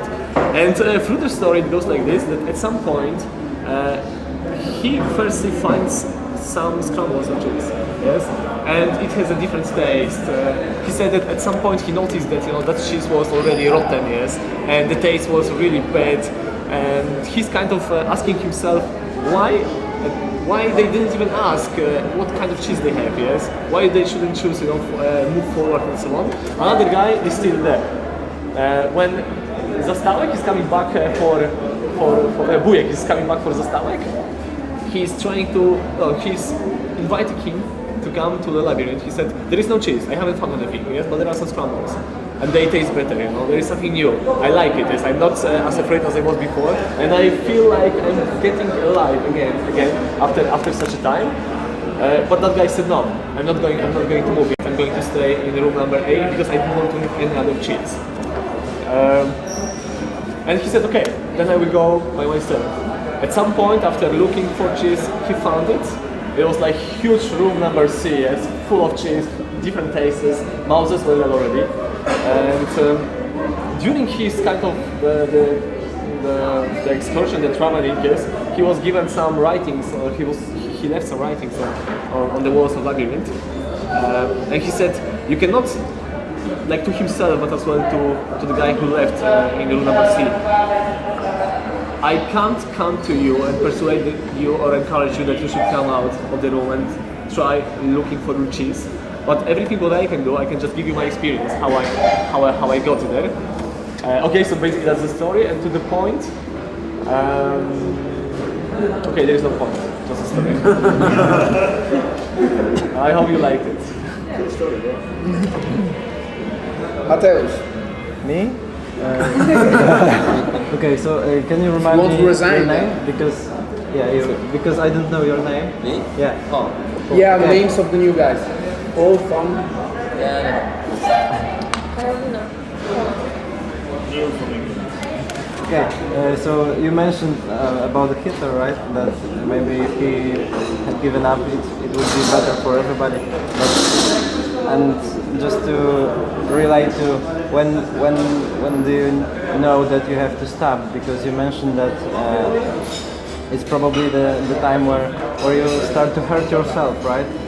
But I think that it might not be the best measure because, for example, relating to Edita's story, that she didn't know if this is it or it's not, and she wasn't very happy about how it looks like. So this is probably the moment that you somehow hurt yourself because you are going in a direction and nothing seems like changing for a better. So I think that actually if we are meant to pursue the goal further and further, it is sure that we will hurt ourselves till some point. And I think that we have to ask ourselves how much can we take. I agree with you on that, but I think that we all have to know that there will be pain if we want to pursue the goal, and it is very sure of it that there will be something like this, and maybe if we succeed in taking this pain for some period of time, after that we'll succeed. And the other thing with Hitler, I think that it's a bigger question a bit, because Hitler actually did what he think was right at the time. So he had some of his thoughts inside, and he thought to himself that he is doing a good thing. That's all. Thanks. Neil. So many points here. No, it's a small book over there. Have we all got 20 minutes? Is that right. So I think that there's so many things coming out of this already. I think it's a great subject. I think one of the things is about this goal. Maybe part of it is, what is the goal? Is it to be, as a journalist, to be financially successful? Or, I mean, that's something that can shift. You might realise at some point that you can't be financially successful, but actually you still really enjoy it. And if you can support yourself, if you've got enough cheese coming from whatever other source, then is that, in a way, that's its own thing, isn't it? Being able to know that you don't have to stop trying. You can keep going. You can keep going indefinitely and never make financial gain from it just because you enjoy doing it. And maybe what's actually changed there is you've shifted your goal, if that makes sense. So if you can support yourself, then you can kind of carry on. I think following on from what Editor said before as well, actually this whole thing of like trying and failing, and then you're trying to differentiate between self-doubt and everyone's like, oh, it's just an obstacle, you have to overcome this, and actually genuinely a message that's saying to you, yeah, you might want to stop that. I think one of the problems that we have, it comes to the other talk that we were suggesting, which was another really great subject, which was the whole thing about success and failure. When I decided to become a writer, one of the things I had to do was to overcome my fear of failure. And the way I did that was, in a way, was a mental trick. I said to myself that success would be trying and then realising I was either no good at it or didn't like it, which are both things we consider to be failures. And that was a piece of mental gymnastics that really helped. And actually, that if you try to be a journalist, for instance, for 10 years, and then you go, you know what? Not only is this not working, I'm not getting anywhere, I don't even think I like it. That's actually, in a way, that's a success. If you've never done that, if you've never actually tried to do the thing, I think that's a much worse situation. You spend your entire life thinking, why didn't I do that thing? Whereas actually trying it, even for like a long period of time, and then not doing it, you know, in that context, perhaps that's not a failure at all. That's just the thing that you went through in your life to show yourself, to try the thing that you thought was your calling or whatever that is. Yeah, that. There's still 15 minutes. Pretty good synthesis. Paul. Right, sorry, what's your name? Mateo. Mateo, okay. I just wanted to respond to what you were saying, and I agree. I mean, there's a degree of, I suppose, self-harm when you're trying and trying and trying to do something, to accomplish something. I was thinking more about like causing self-harm, but not only that, but also causing harm to those around you. For example, your family or something like that. I mean, for example, if you're trying to do something, to become something, for example, a journalist, for lack of a better example, but you're not being successful, you're not earning money, let's say, and therefore you can't provide for your family or something, and your child gets hungry or something. I mean, if you keep trying, your child might starve, for instance. So it's a feedback mechanism.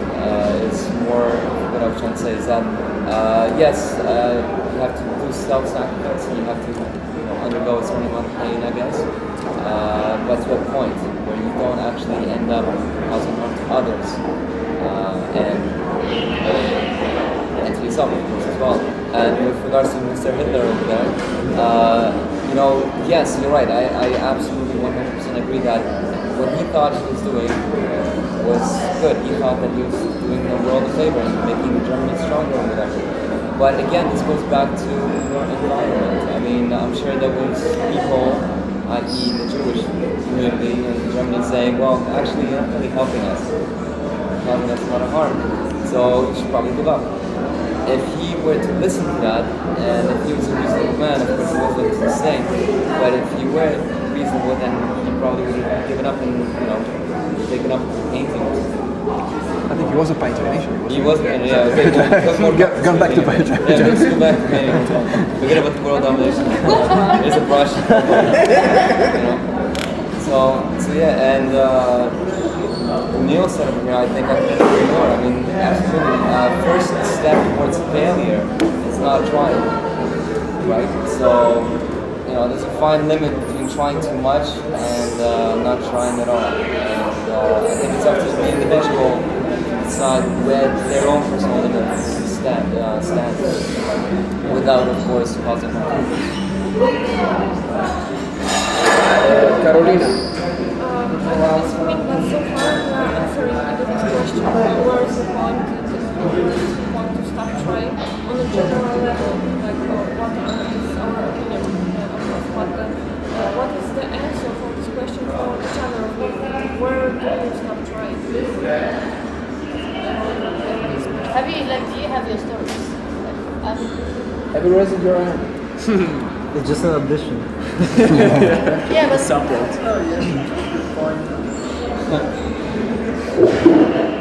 well, I'm not joking because I say the same things. So, keep your hand.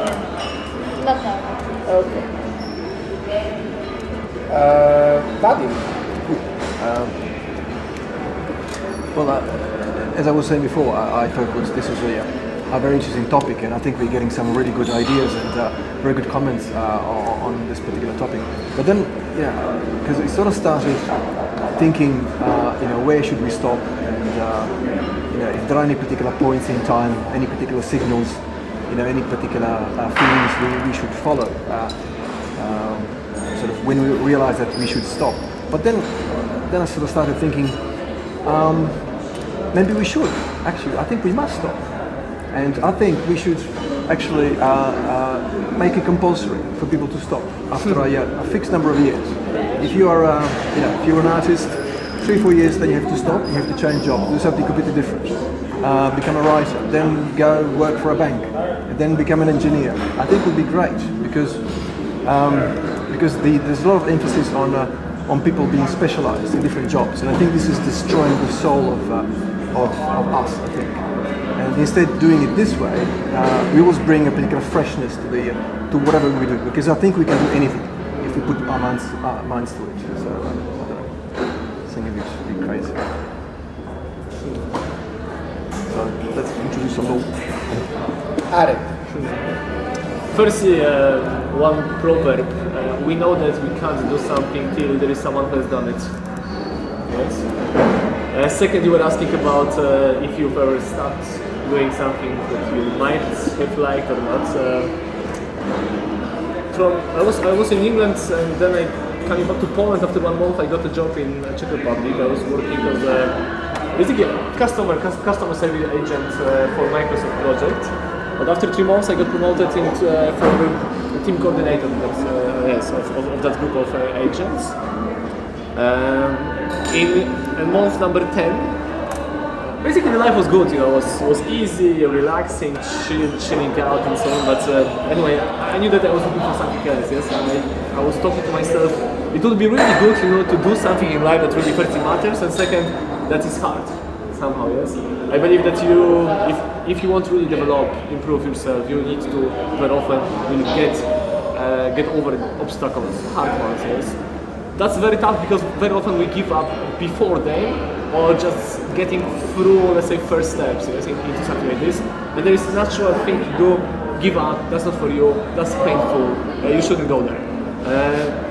So in October, I believe, I went to my management, my HR manager, and I said, I'm going to quit.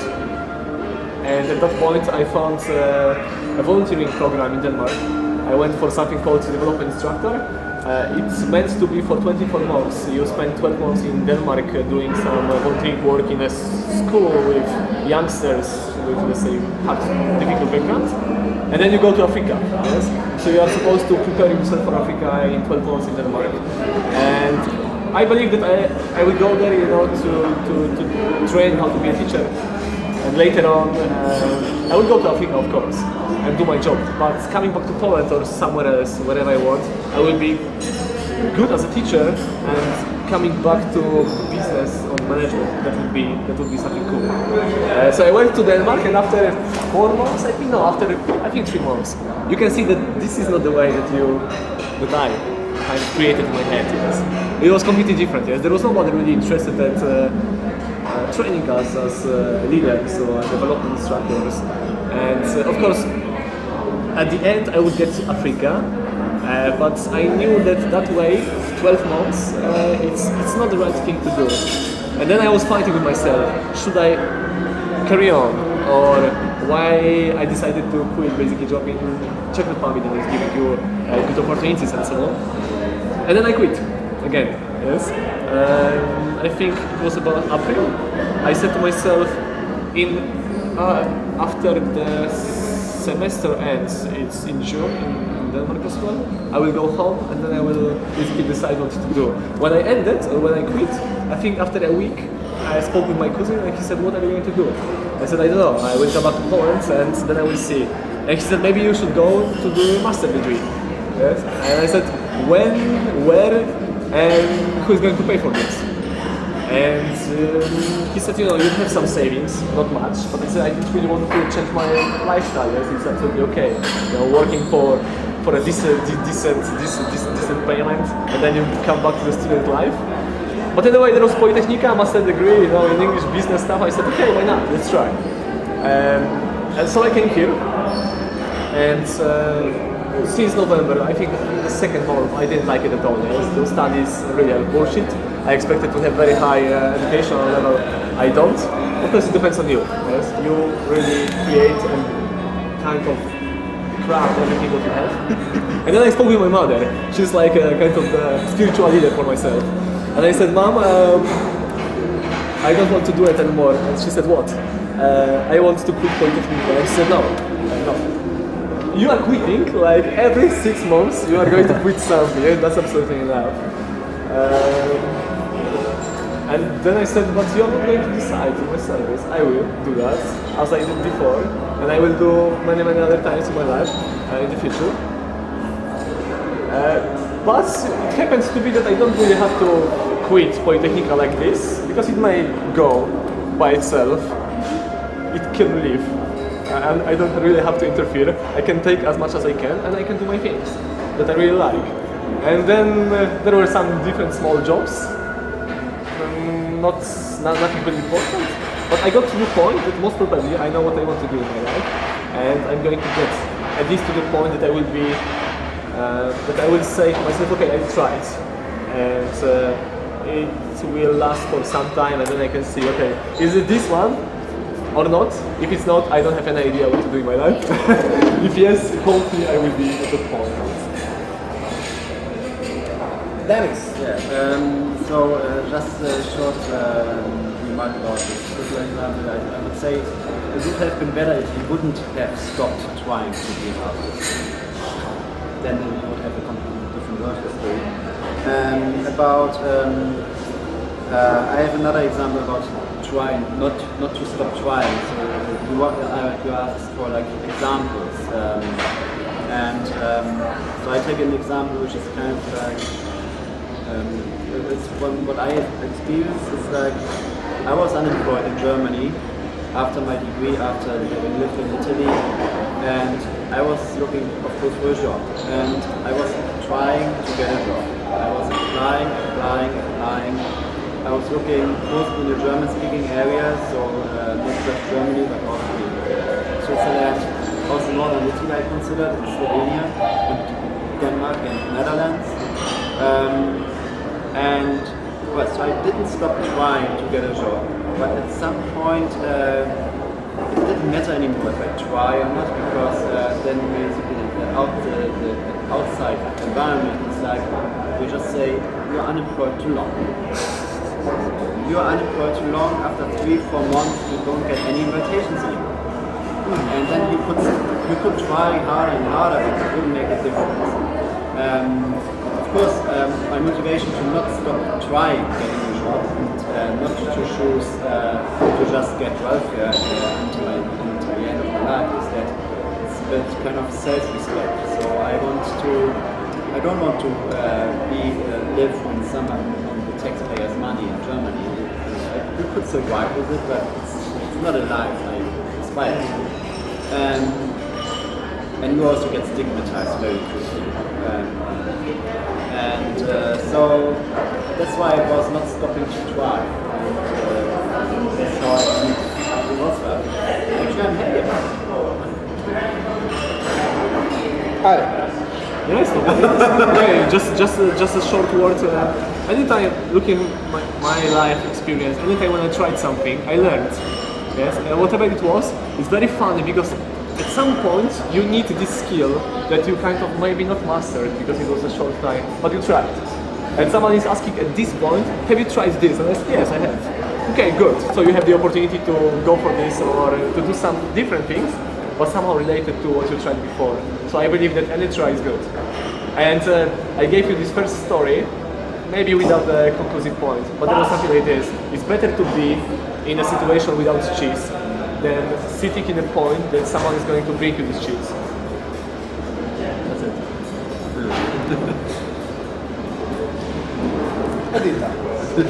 I just had this thought that is it possible that to be determined to go after the goals, did that become like a slogan, like just something that everybody repeats? Yeah, you should stick to what you want. You should really go for your dream. You should do what you really want. You should do what you dream about. Like, did that just become like a product of like a pop culture or something? Like, does that really have the same meaning that what we want to imagine it as? You know what I mean? Is it does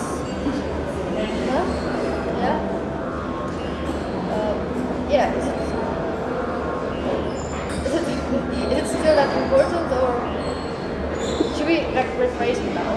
Because the word became so complicated. It's just not so simple to follow what we want. It's not that maybe it's just not that simple anymore. Maybe we should give up easier, not just saying, just repeat it we shouldn't put this pressure on ourselves that once we made up our mind about something, we should follow through till we die. I'm feeling very sorry for young people just, let's say, graduating from schools and entering into kind of professional life. Since I came to Polytechnic, I've been many these workshops, trainings on how to kind of develop or improve your CV or basically the way how you look for your potential employer. It's really strange, because for instance, those guys who are very skilled very often, and they are being looked on a job market. They have this tendency to think because of the many other professionals who basically work for getting other people to look good or to improve themselves into this kind of relation for professions and life. They say you have to do even for now, yes, and you have to know what you want to do in your life, yes. You shouldn't kind of fail, yes. You will have one shot and it has to be right, yes. If you fail, there will be no real body and there will be not anybody else who will give you a chance. On the other hand, they say something like this: you know that you are living the life that you will choose in the world. You will change your job 7 up to 20 times, and it will most probably increase because of the speed of changes. So as I said, I feel really sorry for them. And as you said, that's a kind of the product of pop culture. We are living in a very strange world that doesn't, I would say, speak in how to say so, kind of, it's not integral, yes, in what it basically shows or what it says to people who are living in this world, whatever it is. Neil. So I found that very interesting what you were saying about the whole thing of it's like this for me, if I get this on Facebook now and then people send me like a picture saying, oh yeah, you should do what you want, and it's like, well, that's fine, but someone needs to pay you to do that if you're going to make a living, so maybe that's not that pragmatic. So that's one of the things. I feel from my own personal experience of going into writing that you have different forces from different sides. I think on the one hand you have I'm trying to think who it was Nowe Gibson maybe? I think he was saying Great philosopher, this one. I don't know, I haven't read his works, but he was talking about, I don't necessarily subscribe to any of his opinions, I'll make that clear as well. No, it's just But one thing he did say that I thought was quite interesting was that like all this, like he was talking about acting, I'm pretty sure it's Nowe Gibson, someone else, I don't know, but he was saying that all these years of failure, they're your school years, essentially. And you have to do that. You have to put those years in of failure to get to the point where you will succeed anyway. I stop this sort of paradox existing in this no mental square, whatever. But I think, for instance, with writing, you have the thing where I've heard various writers saying you have to write X thousand, X 100,000, X million words of rubbish before you produce anything good. So one of the problems is that you have to spend all that time with all that harm and doing all that stuff. But you have to do it. You maybe don't realise it at first. And if someone said it's going to take you 5 years to be good at this, maybe you would say, yeah, you know what, this job is fine. At the same time, with James Dyson, I read an interview with James Dyson years ago. I can't quote what exactly, but to paraphrase, he was saying that most people give up just when they're about to succeed. He didn't. He actually put his money where his mouth was. But then to contrast that again, one of the problems we have is that we see this. We have this sort of fallacy of we see the people who are successful. When you see like famous traders or people like that, there's a guy often who doesn't see talent, holds up examples of this. I can't remember what it is. It's some cognitive bias that we have where you see the people who've made it. When you see pop stars, you see the pop stars who've made it. You don't see, there's no program for all the people who are terrible and fail. I know you just see a video on these like X Factor type shows, but you don't see the people who fail. You only see the people who succeed. So. I don't really have I'm not coming to any point here, I'm just throwing stuff out there. But yeah, I think one other point I'd like to make is this idea of a calling. I mean, I mentioned it before, this idea of a calling. I've read some things that suggest that this isn't actually necessarily true. We have this idea that this is one thing that is the only thing that we can do. But actually, I I've read some stuff that suggests that you can get a passion for anything. You just have to go into it in enough detail. Just a little provocation is this one. Do maybe people stop exactly in the very moment when they are about to succeed because they are scared by the success? Just a little provocation. Zosha. Answer won't be the answer to your provocation. It will be until, and of course, unfortunately, to your question, and dreams. But when you think about culture, we are learned that you have to fight for your dreams. Why fight? Question us. Because actually, I saw many people who make their dreams come true without a fight. They do it with joy, with smile, without normal huge suffering.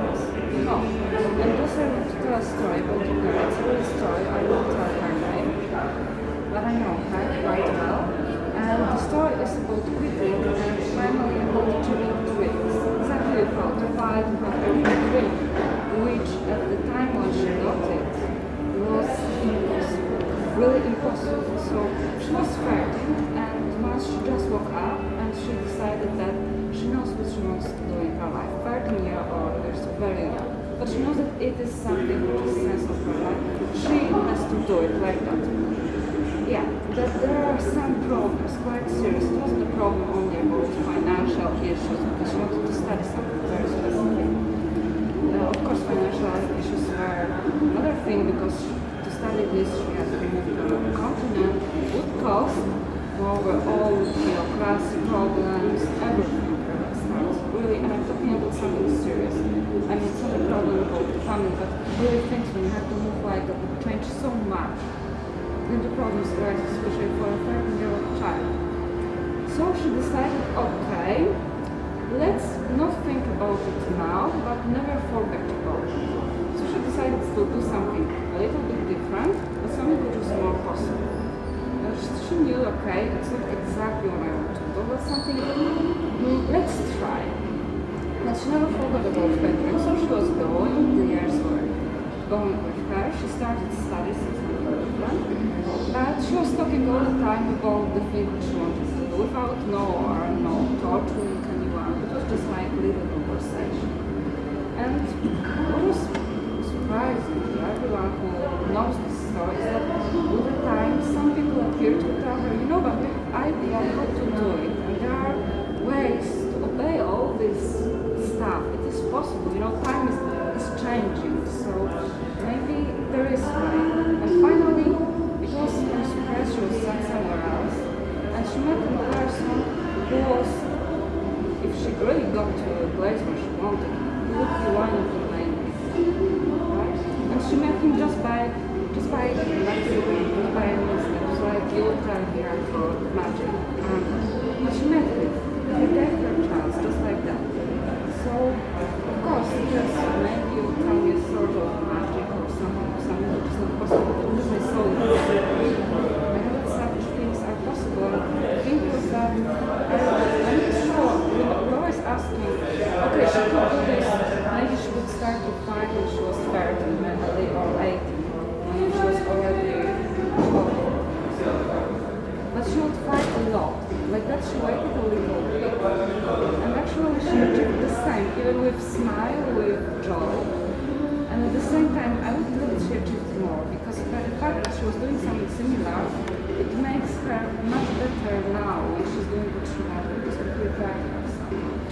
So the thing was that we were talking here about fight. And I'm always thinking about this story, that she achieved what she wanted without fight. I mean, it was like something, when she decided, okay, I can quit it, it just starts that it really strokes her, you know. I mean, it's like, it starts to, her own dream was looking for her, actually. So it was absolute damn story. So the question is, if we really have to fight, if it's a real dream, if it's something that is meant to be, it will come. I don't know. I saw at least something like this, which was a magic story, but it's so true. Something which I want to tell, because it's a little provocating to all what we thought. It happens to some stories. This one is the most shocking. For example, things. The cause of culture that we have to fight.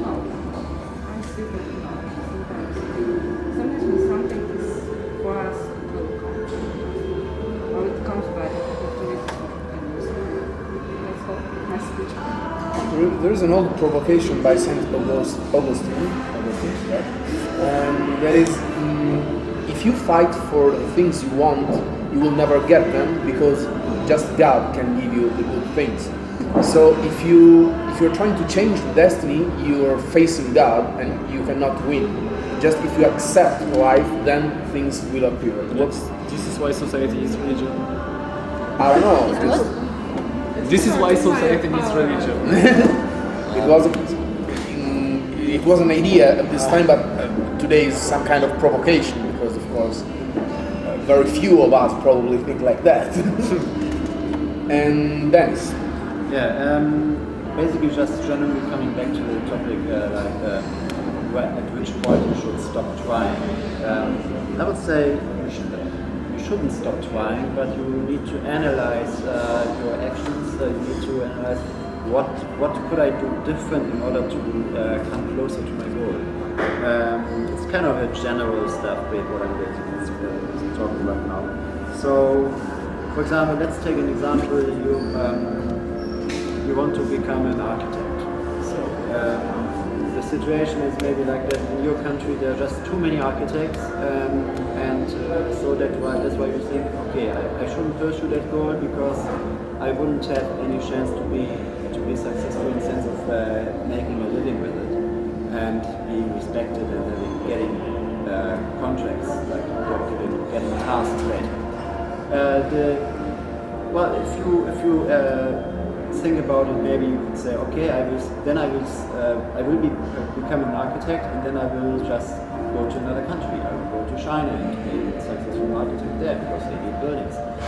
So basically, that you are not limiting yourself to just certain area or region or so, but thinking about, okay, if I really want to be an architect and I want to make a living with it, where I can do that.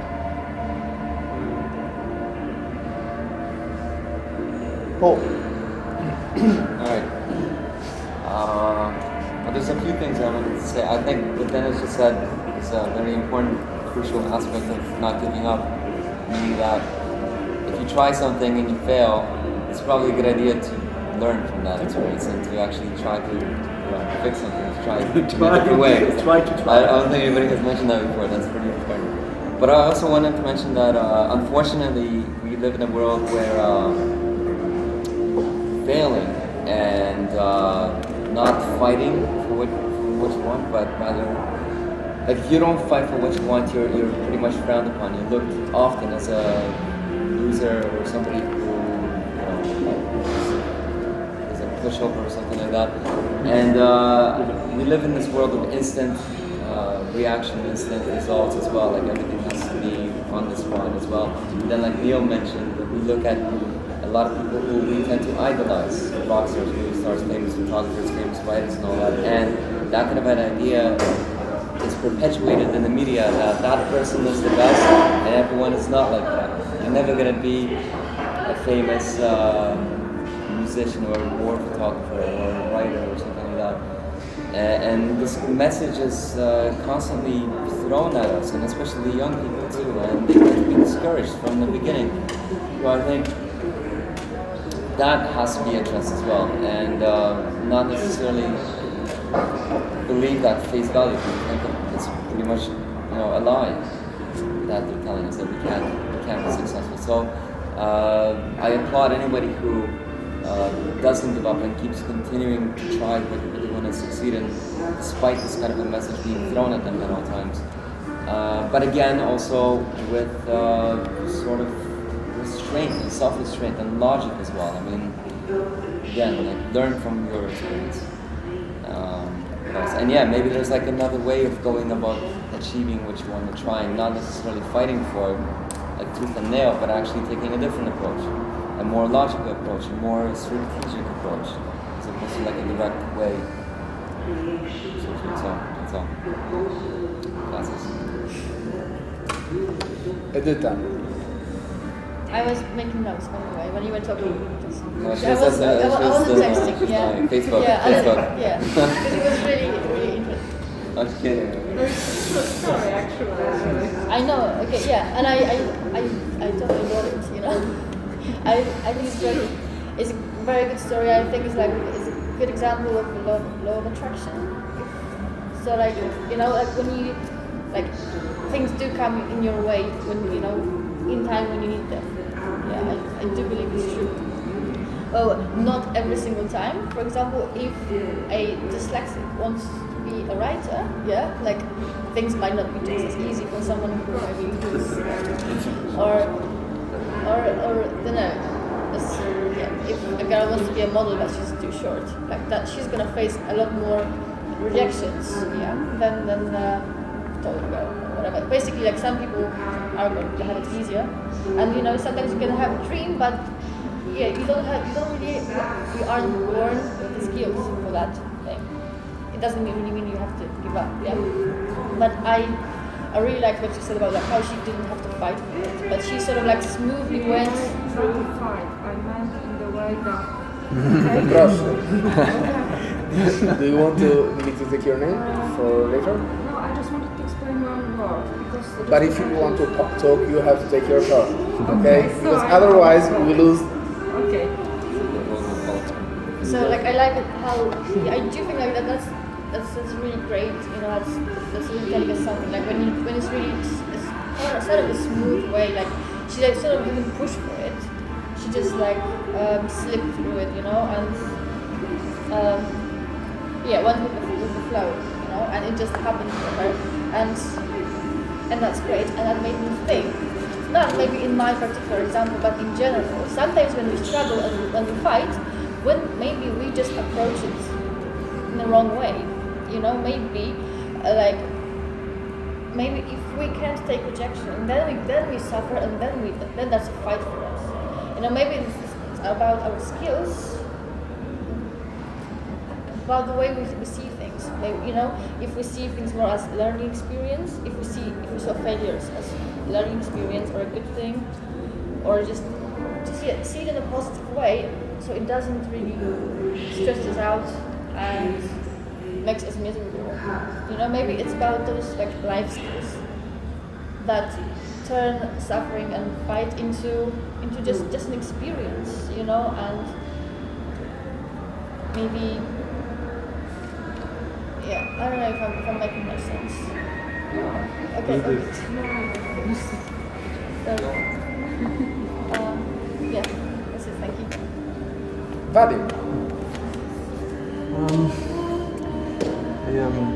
Sort of thinking about again going back to the this idea of changing jobs, doing different things, and sort of when to take the decision to do that.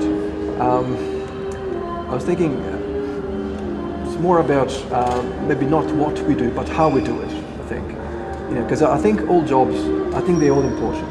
We do different things, and I think all jobs are important. It could be the like a menial job, or could be the CEO of a company. I personally would put all these jobs in the same level. That's obviously my opinion, but it's the approach towards what we do. If we put ourselves fully, if we give ourselves in full to the job that we're doing, it doesn't matter, as I said, if it's something just an easy job or if it's a very complicated job. I think the results are the same. You're going to achieve excellent results, and you'll actually have satisfaction from anything you're doing at that particular time of your life, and that's what you're doing at that time, and that's good. And you don't need to constantly looking at different things, looking at other people, sort of looking at what they do. Just concentrate on what you're doing right there and right now, and then things will sort of evolve. I think naturally, sort of other things will happen, new things will come, new opportunities will arrive, and it just transition will probably happen smoothly. We don't need to worry about it or fight for it. Things will just happen, and maybe that's the thing we're doing at a particular point in time is the right thing for us to do, and and later on things will change. We'll do something different, something else. So I think this idea of having to fight for these things or having to worry, I think it's part of the problem, I think, and as you said, and we don't probably need to do that. So actually, we shouldn't be doing that. All right. First, answer to our original question of Habitat, I think that we are talking about two ways of deciding when to stop. First is of following emotions, so what we really feel that we should do, and another about following reason. And if we just follow emotions, probably we will not be happy, because we should also analyze reasonably our life, because if I just continue doing something that doesn't give me, for example, resources for life, then I'm not pursuing my life in the right way.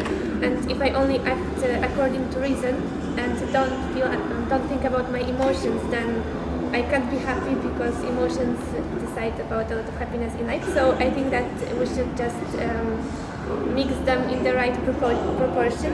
And I really like what Vadim said about, because I think it's about appreciating what is happening to us at the exact moment, and not about worrying too much about what is going to happen in the future.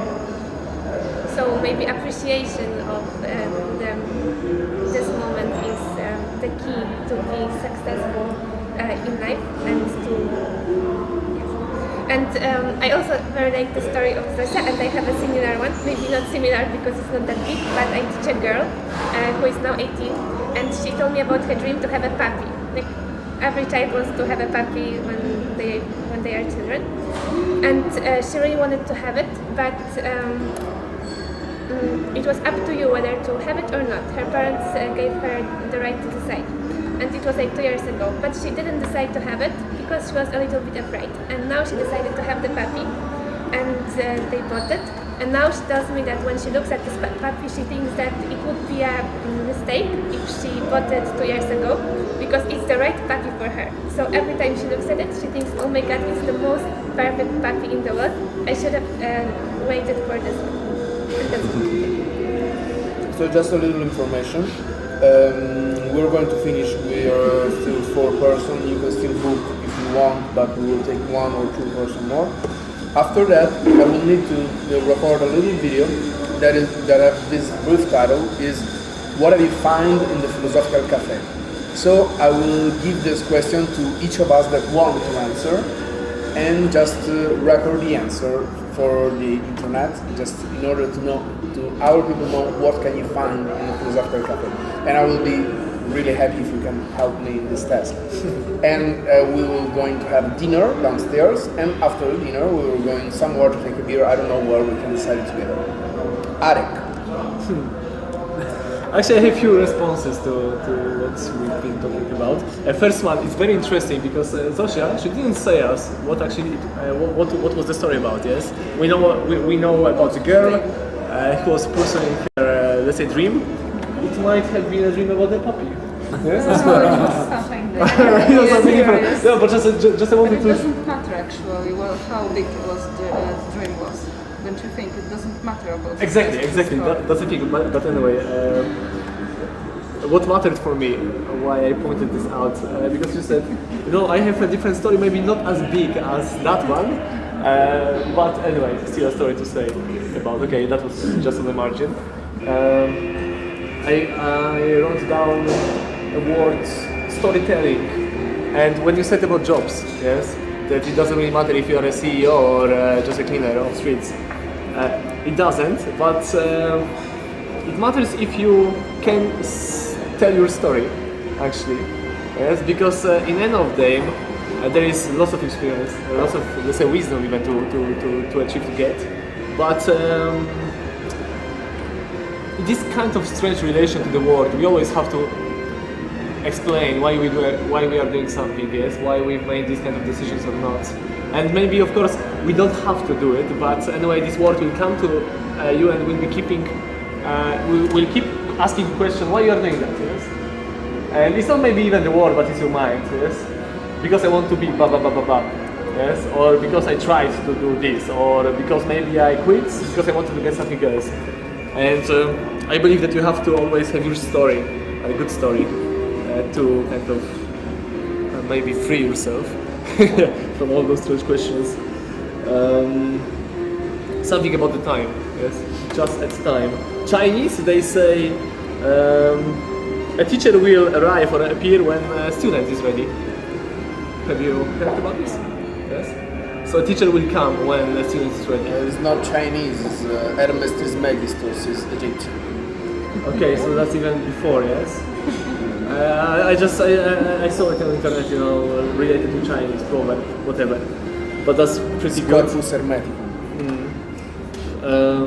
Something about actually making the decision at the spot, or I believe that you feel that this is the end of your way and you should decide whether you want to kind of go forward on the same way, and you have to you have to put lots of effort, yes, into reaching the point. And then most probably you are at the point that you are about to decide if you get and reach that thing or not. Maybe at that point, when you are actually in doubt, maybe you feel that this is not the objective, this is not the perfect one, yes? Maybe on the way that you've come to that point, you already understood that there is something more important for you to do in your life. And so this is why maybe those doubts come. Because sometimes when you do some other things, there is no doubt. I should do it, I love it, I know that that's my thing, and I will go whatever is on the way. Yes, I will get through those walls. And here for sure Chinese.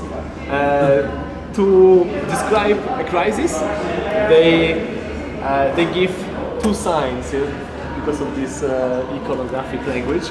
They say no. There are two signs. One means opportunity, and another one says zagrożenie. I don't know zagrożenie. Danger. Danger, yes. Opportunity and danger, yes. To describe crisis. Wei G.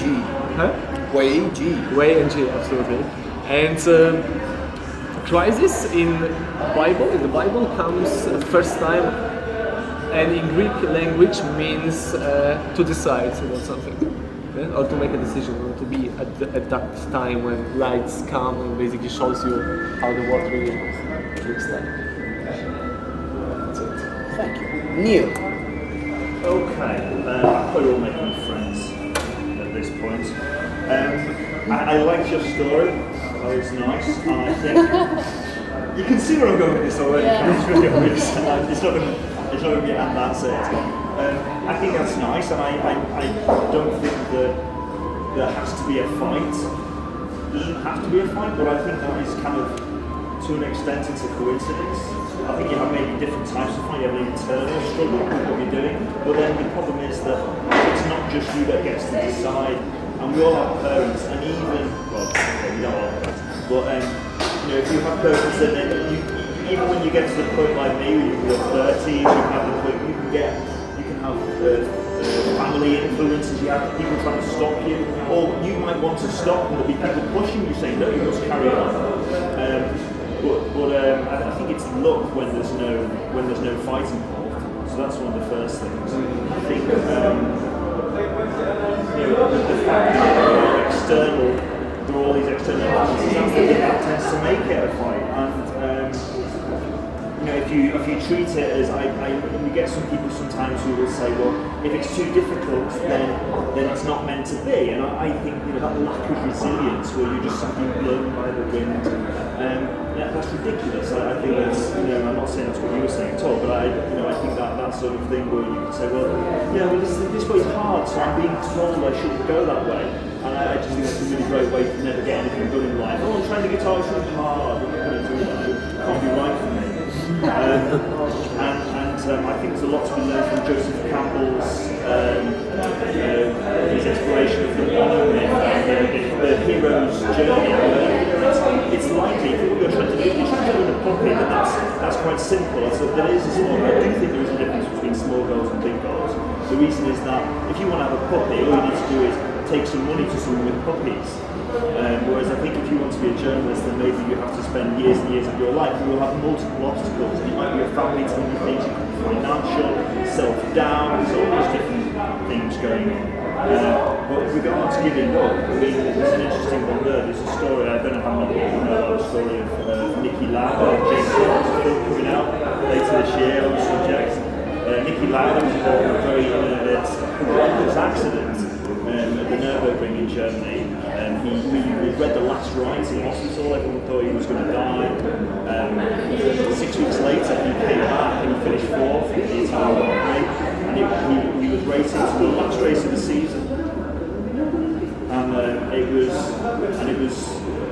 pouring with rain, he was struggling to see, and he had that thing that I think a lot of us, the problem if you've been trying to do something for a long time, your pride can stop you. There's all these other things that actually keep you going, sometimes the wrong things. He came out and did one of the bravest things you could do. He said, I'm not going to race. He said, my life is more important than this. He's done all these things. You come back from near certain death, which is actually very Joseph Campbell, very much the hero's journey to death and then resurrection pretty much. The priest had been there giving him his last rites. Apparently that was the thing. It annoyed him so much because he did it silently. The priest did this without speaking, and he was like, right, well, right then, well, I'm determined not to die. So yeah, and I think there's another thing with that as well, which is going back and retracing the steps a little bit. When you have a fight, the reward's great. If you do it and there's no fight, I think a lot of the time the reward is equal to the fight that you put in.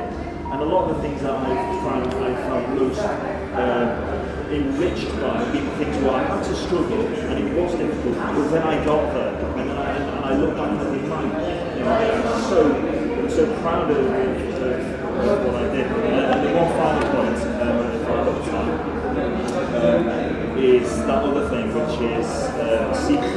Is that the secret there? Is that advert? I don't think so. It's a Polish film. If there's one thing that appalls me, as much as Mel Gibson's viewpoint or Hitler or some of the other characters that we talked about today, is the secret. And the reason being that, you know, if we talk about self-fulfilling prophecies, I think that's really cool. You know, it's like if you really want something, if you think about it, then maybe you will do the things that enable that to come true. But I think the idea that just by wanting it and sitting there and it's going to happen, I mean, not only is there no evidence for that at all, but also it's a really important idea from the point of view that what it suggests is that you can then take that further and say that people who don't have anything, people who are, you know, beggars on the street, that kind of thing, it's their fault. They haven't been thinking about things the right way, and therefore you can turn around and say that anyone who is in some way having a difficult life, it's not because of their circumstances, it's not how they were brought up, it's not their parents or anything like that. They've just been thinking wrong, so it's their fault. So I hope I step on too many. Okay, we still have just 3 people, and that's all. I have to ask you to be as brief as you can. Zasha. So, about the fight, because I want to explain, just to avoid misunderstanding. I wasn't doing it, I wasn't telling that this girl wasn't doing anything. What I meant that she wasn't fighting to the sacrifice of anyone. She wasn't fighting for her own income, no. But at the same time, to achieve her dream, it lasted 14 years. And for these 14 years, she knew that she has a dream of her life. And she knew that it can never work because of the things much higher than everyone else. And she was able to quit it because she said that no fight is limits. It doesn't matter that it's like like sun will be fight. It's not about that. Right? Because she thought that no, it is a dream, so you should just like it. So not the fight in this way. But at the same time, she wasn't just sitting.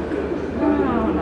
But she was just gone, and as I mentioned, it took 14 years for her, really 14 years. When she was thinking, okay, maybe let's try, okay, if it doesn't work, okay, with patience, let's try. But it wasn't quite like a real struggle, just to sacrifice. What is she doing? She's a neurobiologist. So she's doing In Poland?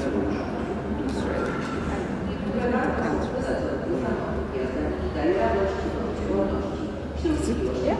Concept. I wanted to point that Chinese people are getting their way of education is that they impose on their children that they have to be the best in anything.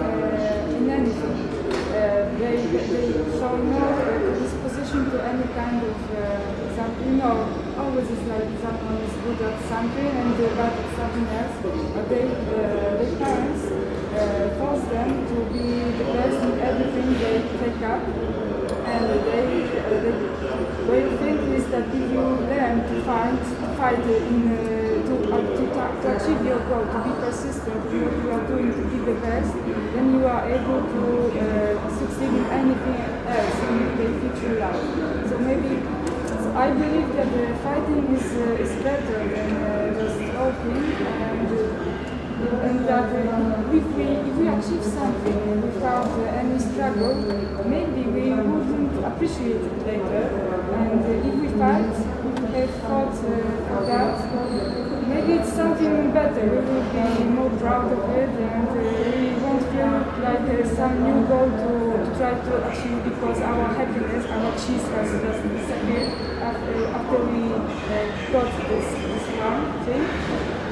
But if we know that we have fight enough, maybe we will want to continue that because it will have bigger value for us. Edyta, it's because you proposed it, so you have to play. Yeah, I'm glad I said this before. So yeah, thanks for that. If I could said I've heard like lots of like things here. I really like what. Oh, I don't know even what to start. Okay, so I do think there should be joy in it, like in following your dream. I do think like there should like some part of it that makes you really happy. And I do think that sometimes like the fight is because like we don't know how to cope with flexible things, but it doesn't mean that the dream is wrong. Maybe if you move to another dream, you're gonna react to exactly the same thing, even if it's gonna be a simple thing. You can suffer just as much making coffee. If you don't have like certain skills to cope with like simple things like rejection, things that go wrong. I don't think that fight always pays off. Because sometimes you can make, if you don't like correct your mistakes, you can learn from mistakes. You can make the same mistake over 10 years, and it's just not gonna get any better if you don't learn from it. So it's not always that the more you fight, the better, and like, it's always like, it's gonna make you appreciate your dream more, yeah. And because I started off like, just talking about myself, I might just finish. I do believe like I made the right choice, and I do believe that actually my experience was just like with friends. I woke up one day and I just knew this is what I want, and I do think that basically I'm doing some things wrong that maybe makes me suffer like following it. And as I said at the beginning, it does. I do think that like one day I will like get it right, and it's gonna be worth it. Like on the times when it works, when I feel it's working, it really doesn't matter like how much I struggled before. It does feel like it's been worth it. So yeah, my answer would be that just be sensible about it. Don't kill yourself over over anything, but just learn to maybe some gradual progress.